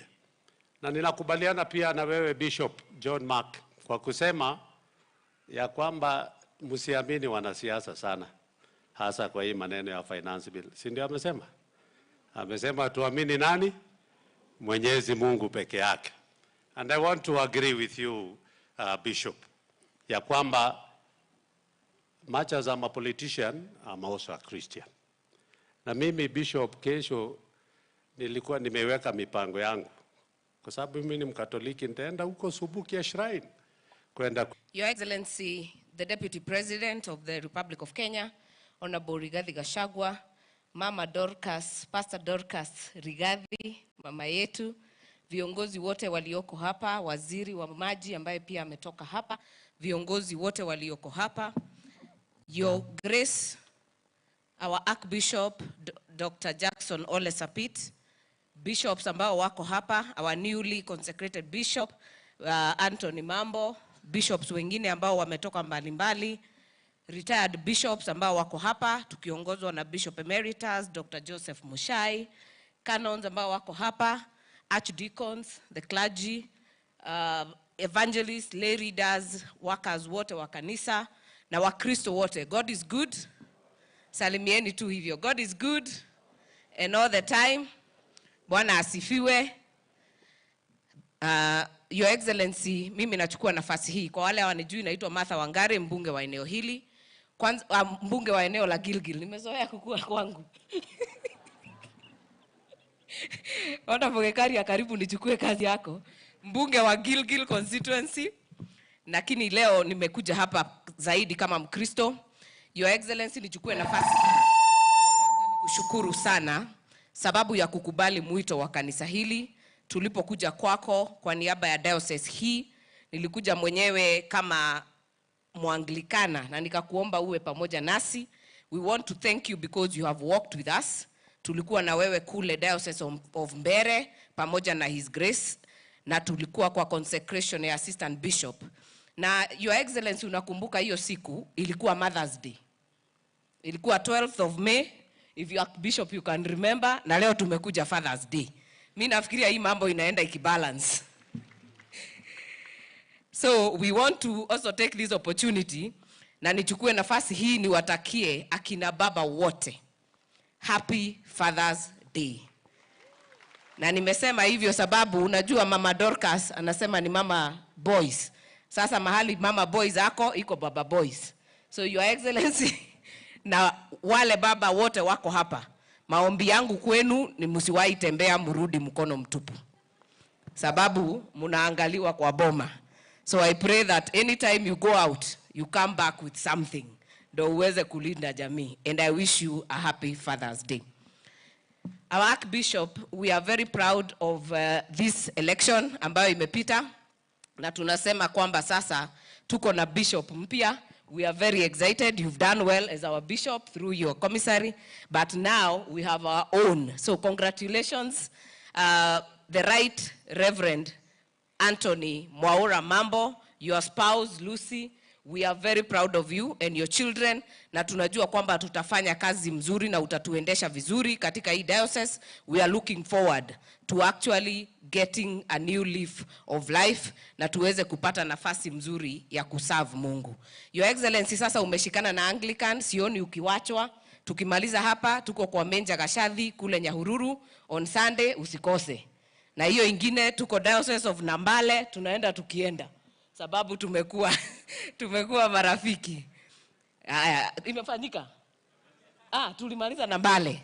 Hiyo ingine sasa Archbishop atatuambia mahali tunaenda, sababu tunaenda Nyeri na kuingine. So we welcome you also for Nyahururu. Kindly join us. Your Excellency, leo tulikuwa tumesikizana kwamba kama waheshimiwa tumeokoka. Tulisikizana hivyo. Sijui wameokoka, hawa viongozi wameokoka mpaka ya mwisho ya mbinguni, lakini kwa leo ni kanisa. Si ni hivyo wa Kristo? Hakuna maneno mengi. Lakini hii siasa, Your Excellency, hawa wananchi ndio wanaipenda sana. But today we are here sababu tunataka kufanya kazi ya Mungu, na tutaweka maneno mafupi bila kelele, bila kutupiana maneno, bila cheche za siasa, ndio tuhakikishe kwamba tumemaliza vizuri. Na ile muhimu zaidi, Your Excellency, na kanisa ni mtukumbuke kama viongozi, mtuombee, tukumbuke Colossians 3:23, kila jambo ufanyalo fanya kwa moyo kama kwa Mungu na si kwa binadamu. Tukikumbuka hivyo mambo itakuwa sawa. So kwa hii time, Your Excellency, nitakuwa ukiona na tumeungana happy watoto wa yako, we want to come in between you and the elected leaders. Sababu sisi tuko pale to come in between you and the elected leaders. Sababu sisi tuko pale bungeni, ukituletea mjadala wa executive gotio tigaretetho kwenye wangapi wanasema akwende na mkimfukuza nyumbani mlete yeye na nyuki, kwa sababu alitusi sisi. Siku ile na nyuki tulikutana nyumba ya Gekoyo na Mombi. Tunamwambia Stan Wetangula akisema Waluhya waungane, hakuna mtu analalamika. Mwaka wa 1992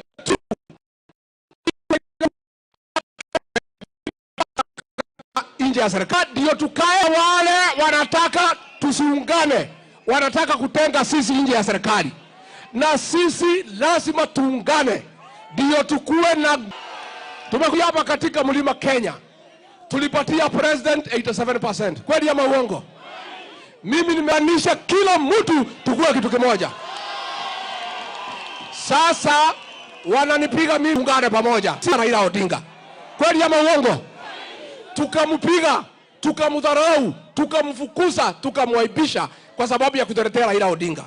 Siku rais wetu ameshikana na Raila Odinga, nikajiuliza, kwani mimi ni mjinga nipige Uhuru kwa sababu aliungana na Raila na rais wetu katika hapa Nakuru County. So as I waiting for the finance bill, tunauliza su gavana wetu aweke madawa kwa hospitali, atengeze barabara, atuletee maji na hiyo pesa. As you are waiting for the finance bill, tumesikia Rama akisema wataenda kuangalia hiyo finance bill. Lakini ile pesa tumeleta hapa ifanye nini? Kazi yetu. Vile nini promise, sitamleti down. Nitafanyia kazi ile mnilipe.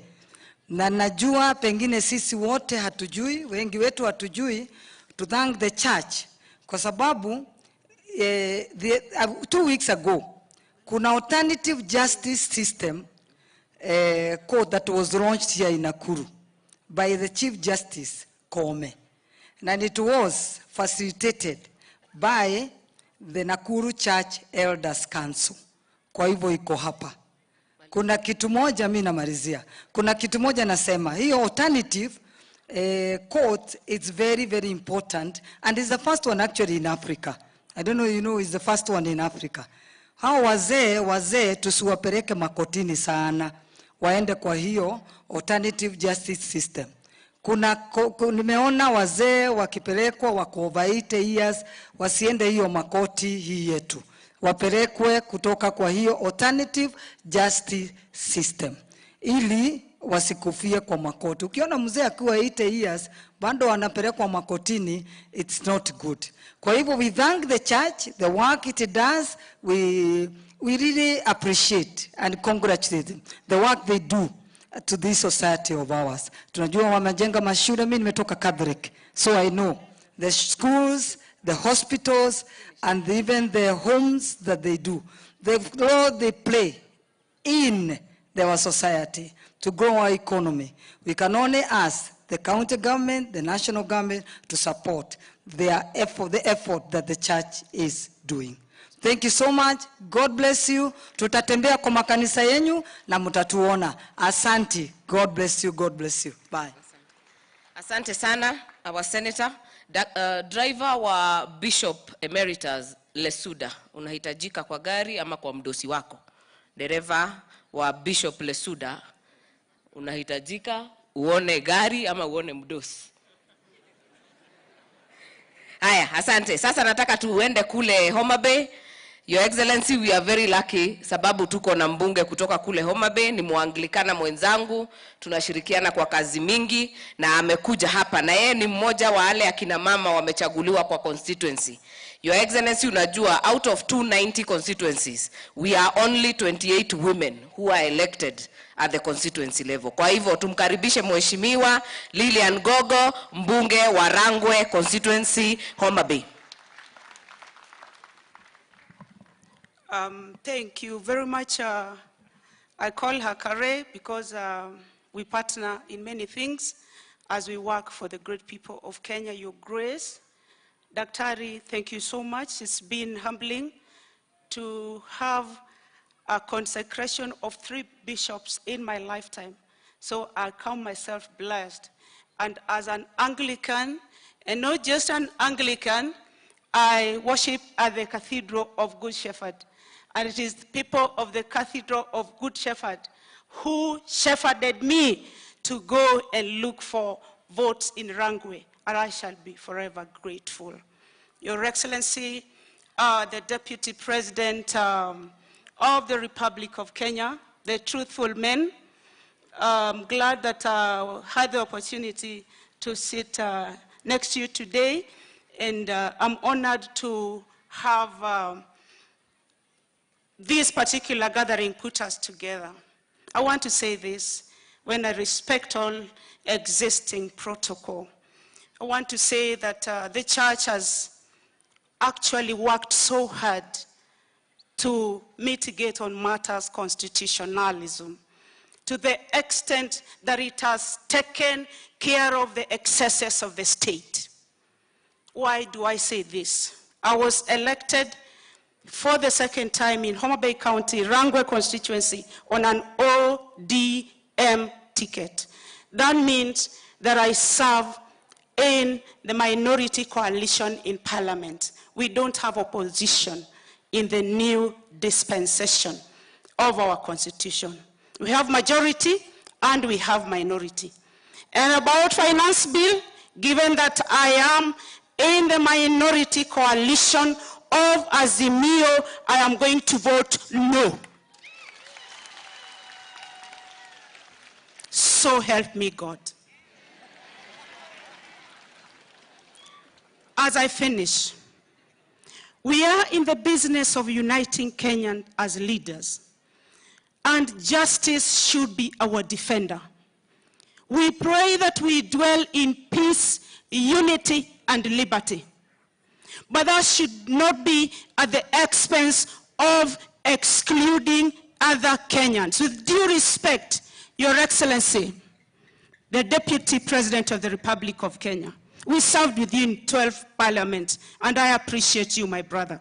And I appreciate the good work you are doing for this country.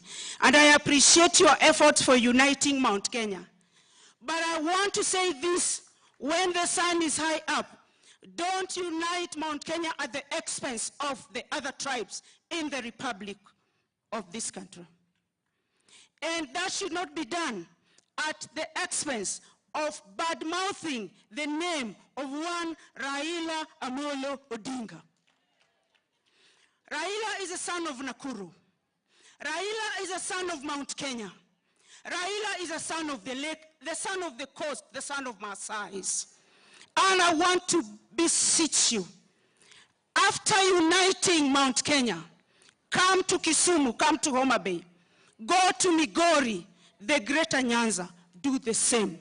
Because we are all in the business of uniting Kenyans. Tuesday, Wednesday, Thursday, watch my space. I am going to vote no on the basis of the suffering of Kenyans. We must not always reinvent the wheel. We could have even used the finance bill of 2023. The problem with this country is corruption. The problem of this country is a greed of leaders. Mtu anachaguliwa leo, kesho unaona anaendesha gari kubwa. Anachaguliwa leo, kesho unaona amenunua nyumba ya 90 million. Woe unto you leaders, when you suppress the poor, your own generation is gonna be cursed. I thank you. Makofi mzuri kwa Mama Lilian Gogo. Sasa tunakaribia kutamatisha. Your Grace, we promised you, hatutakuwa kama mbere. We are doing very well. Hatujachukua 2 hours. We are doing very well. Tunaenda kumalizia, lakini kabla nimuite the Deputy Governor, sababu nikimuita Deputy Governor, sitarudi hapa, nitamuachia, atamualika waziri wetu. Baada ya waziri wetu, ataalika naibu wa rais aweze kutuhutubia. Yangu, Your Excellency, tulikuwa na wewe kule kwa Wakorino na ulisema vizuri. Ukisema Wakorino waungane, sio wapigane na Waanglikana na sio wapigane na Wakatholiki. Hii nchi ni yetu sisi wote. Na hii Nakuru, Your Excellency, iko na kila mtu kutoka kila kona ya hii Kenya. Hapa ndo tunaita Rainbow County. Na kazi yetu ni kuwaunga mkono wewe na rais wetu tuweze kushika na kuongoza wananchi kwa njia ambayo inafaa. Kwa hivyo sitaki nizidi hapo, nataka nimwalike Deputy Governor Mwalimu Kones, mpigieni makofi aje hapa. Ataweza kuchukua nafasi na akimaliza ataweza kumwalika waziri wetu wa maji Zachary Njero ambaye pia atamualika naibu wa rais. Asanteni sana, Mungu awabariki. May God bless you. Your Excellency, the Deputy President of the Republic of Kenya, Your Excellency, Pastor Dorcas Rigathi, all the national government working with us today here, the county government, and all the Christians, all the bishop, the Most Reverend Dr. Olesa Pitt, and the bishop for today, the guest of today, and all the Christians, good afternoon. Good afternoon once more. Now I want to thank God because He has given me this opportunity to be here today, and especially for the first time to worship with the ACK Church. I've learned quite a number of things, and the consecration of the new Bishop of Nakuru County is really a blessing to our government, Nakuru County government. As I listened to his speech, all what he was saying, I was saying, or he has taken the manifesto or the agenda of Nakuru County government. Let me assure you, Bishop of Nakuru County, Nakuru, that we are together in all that, whatever you have enumerated in your, what you are going to do for the people of Nakuru, it is actually what is contained in our agenda. So please rest be assured that we are together and we are going to support you in whatever you want to make the church grow in Nakuru. I also want to bring you greetings from Her Excellency, Governor Wetu wa Nakuru County, who was supposed to be here with us today, but because of many other commitments, she was not able, but sent me to come here to bring you greetings and best wishes to everybody here today. So because mine is very brief, I only want to ask all the CECs for Nakuru to stand up wherever they are. And surprisingly, Bishop of Nakuru, all these CECs standing here belong to ACK. I don't know. So you just wave wherever you are. And with due respect, only the MCAs, please stand up and then you wave wherever you are. Tafadhali, thank you so much. So I don't have much to say. I want to welcome Waziri wetu, Zachary Njero, so that he can continue with the program. Karibu sana.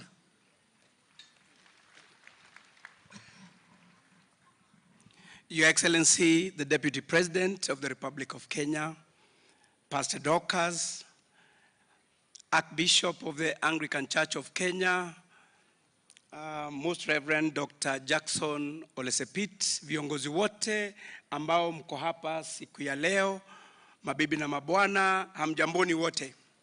Hamjambo tena. Your Excellency, nakushukuru sana, and there is a confession I want to make.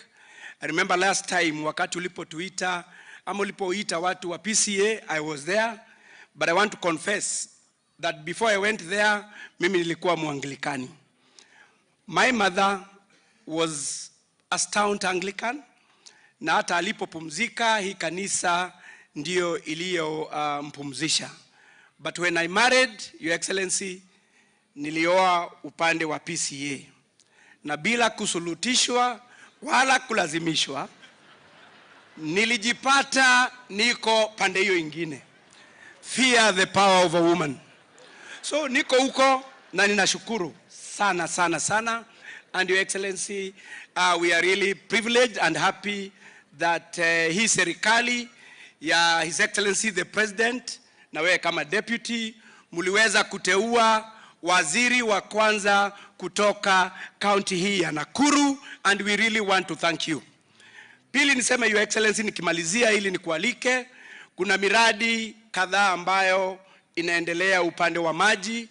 Kuna ule mradi mkubwa wa Itare Dam ambao ulianza kisha baadaye ukaweza kidogo kuyumba, but I want to tell the people of Nakuru, Itare Dam inaendelea, mambo inaendelea vizuri, na hivi karibuni huo mradi utaanza kufanya kazi, kwa sababu suluhisho ya shida ya maji katika kaunti hii ya Nakuru itakuwa ni mradi huo ukimalizika. Pia mradi mwingine ambao tunauendeleza sasa ni ule unaitwa Lake Nakuru Biodiversity Program, ambao tunaufanya pamoja na serikali ya Ujerumani through the KFW, ambao ni wa kupanua the sewer system and water supply within the county, within the city of Nakuru. Kwa hivyo nikushukuru sana Your Excellency, na nishukuru sana the new bishop, rafiki yangu Anthony Mambo, na najua Mwenyezi Mungu hakupi kazi ambayo hauwezi. We are going to work together, we are going to journey together as people who come from this county. Wherever you need us, tushikane pamoja, tufanye kazi ya Mungu. Kwa hayo mengi na machache, na waomba wote tuweze kusimama ili tumkaribishe His Excellency the President, the Deputy President of the Republic of Kenya. Karibu Your Excellency.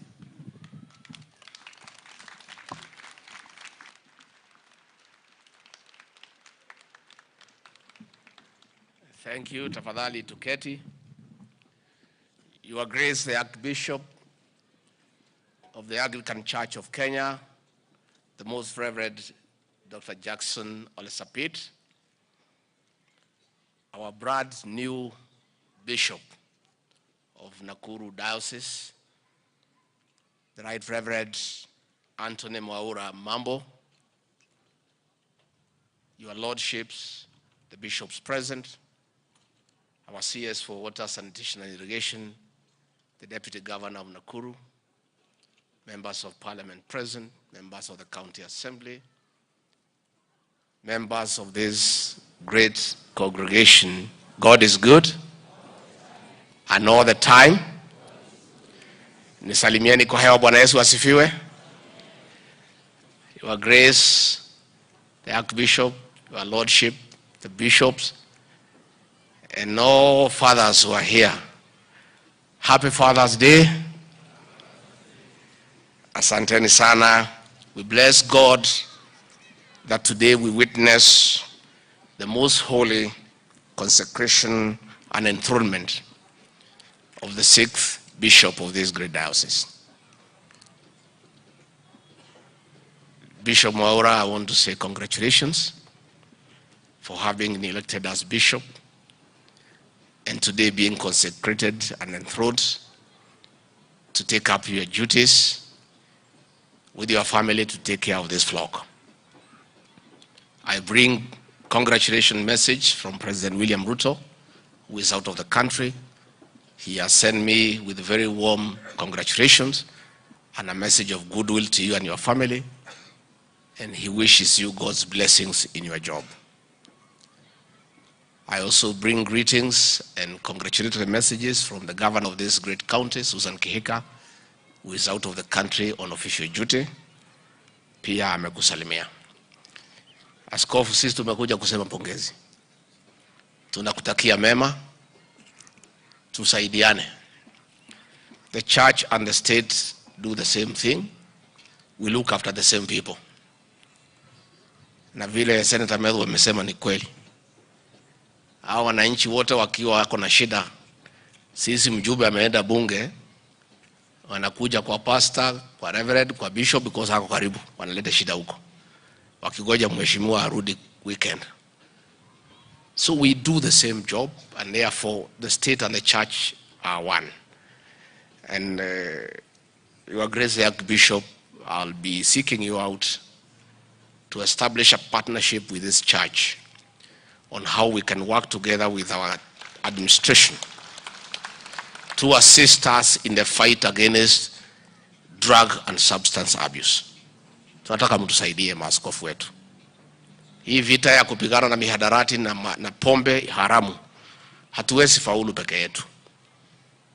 We need you to help us in mentorship, in counseling, in establishment of rehabilitation centers, so that those who are addicted, those are patients, they need care and empathy. So Baba Askofu, nitakutafuta tuketi tuone vile tunaweza saidiana so that we can win this battle together. Mimi Bishop Anthony, nimefurahi sana that in your message you took time to remember to thank your mother for selling a cow to take you to school. How no ajakamuno? Because I also, I think you are a very lucky man that your mother brought you up, educated you, and today she is present to witness your most important day. My mother, my late mother, took care of me. Just like your mother, she sold everything to take me to school. And I feel pity for myself that when I was being sworn in as deputy president, she was dead, long dead. I wish my mother would have been there to witness that very great ceremony. So wewe askofu, ushukuru Mungu ya kwamba mamako mzazi ambaye alikusomesha na kukusaidia ako hapa kwa siku yako muhimu zaidi. Aliwe maito ng'ombeo wendirie omirie bishop nengo kugurira nginera ndimugurire ng'ombeo ona njoke ndimuongerere ngimwe ni kumurera na kumuthomithia koguo nengo kugurira ng'ombe cigana tucokerie aciari itu gitio neguo. Let us honor our parents. Our parents are very important people.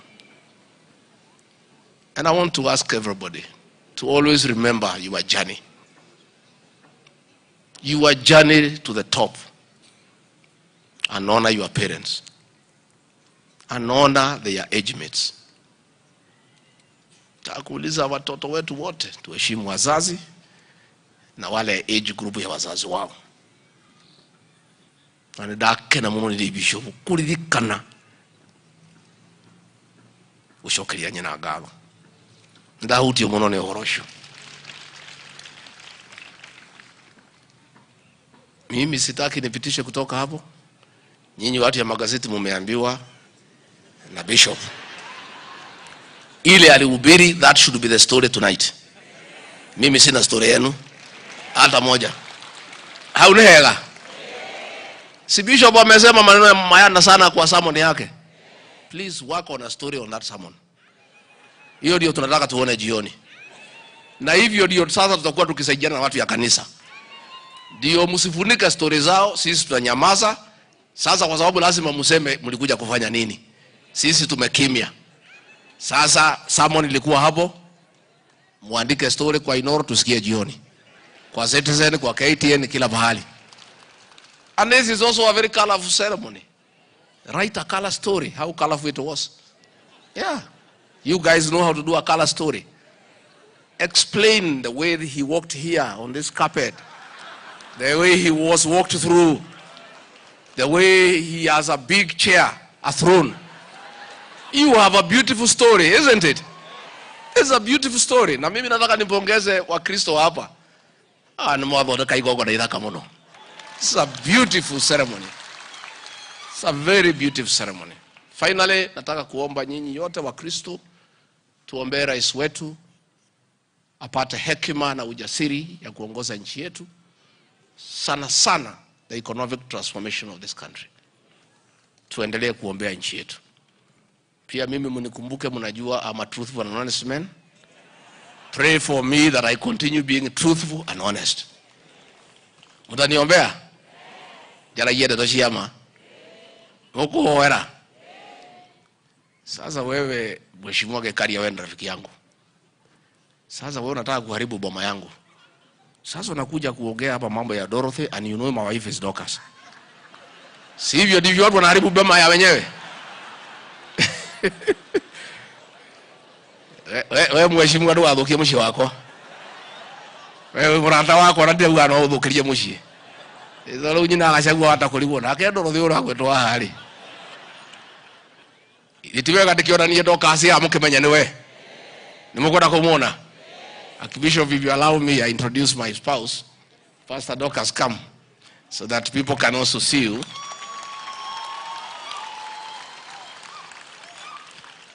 Kaire tuga kare ko kadugagira. Limo no nani ndakegeretie. Ndageretie kadi ageretie. Ndakarutira guku Muranga. Ndari akwe kuniniro kuone irima. No mwikwe ugaga kwa ndari gutiriki. Can she say hi? Sema jambo.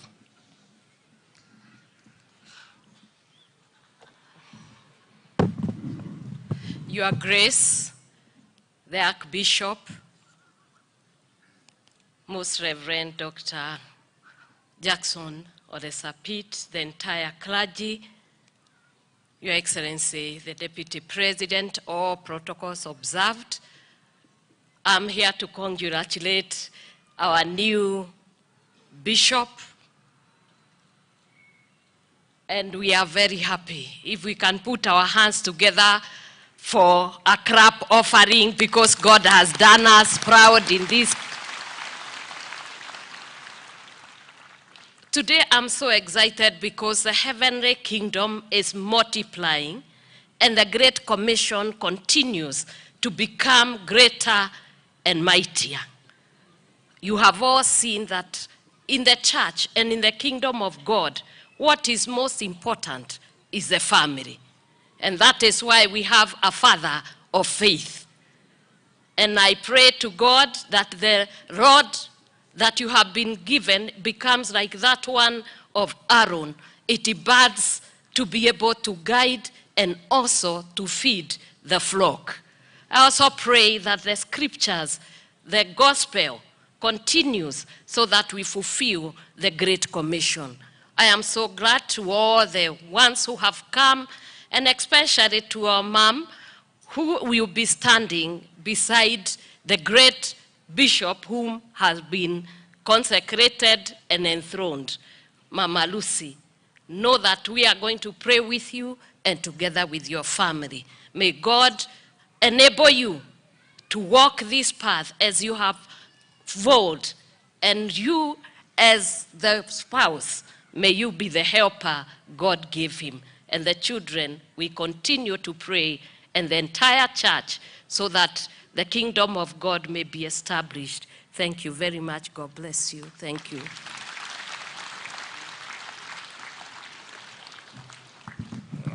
Arathorekia githugu kungira. Ni mutingirnyite mundu akiri muthomu muno.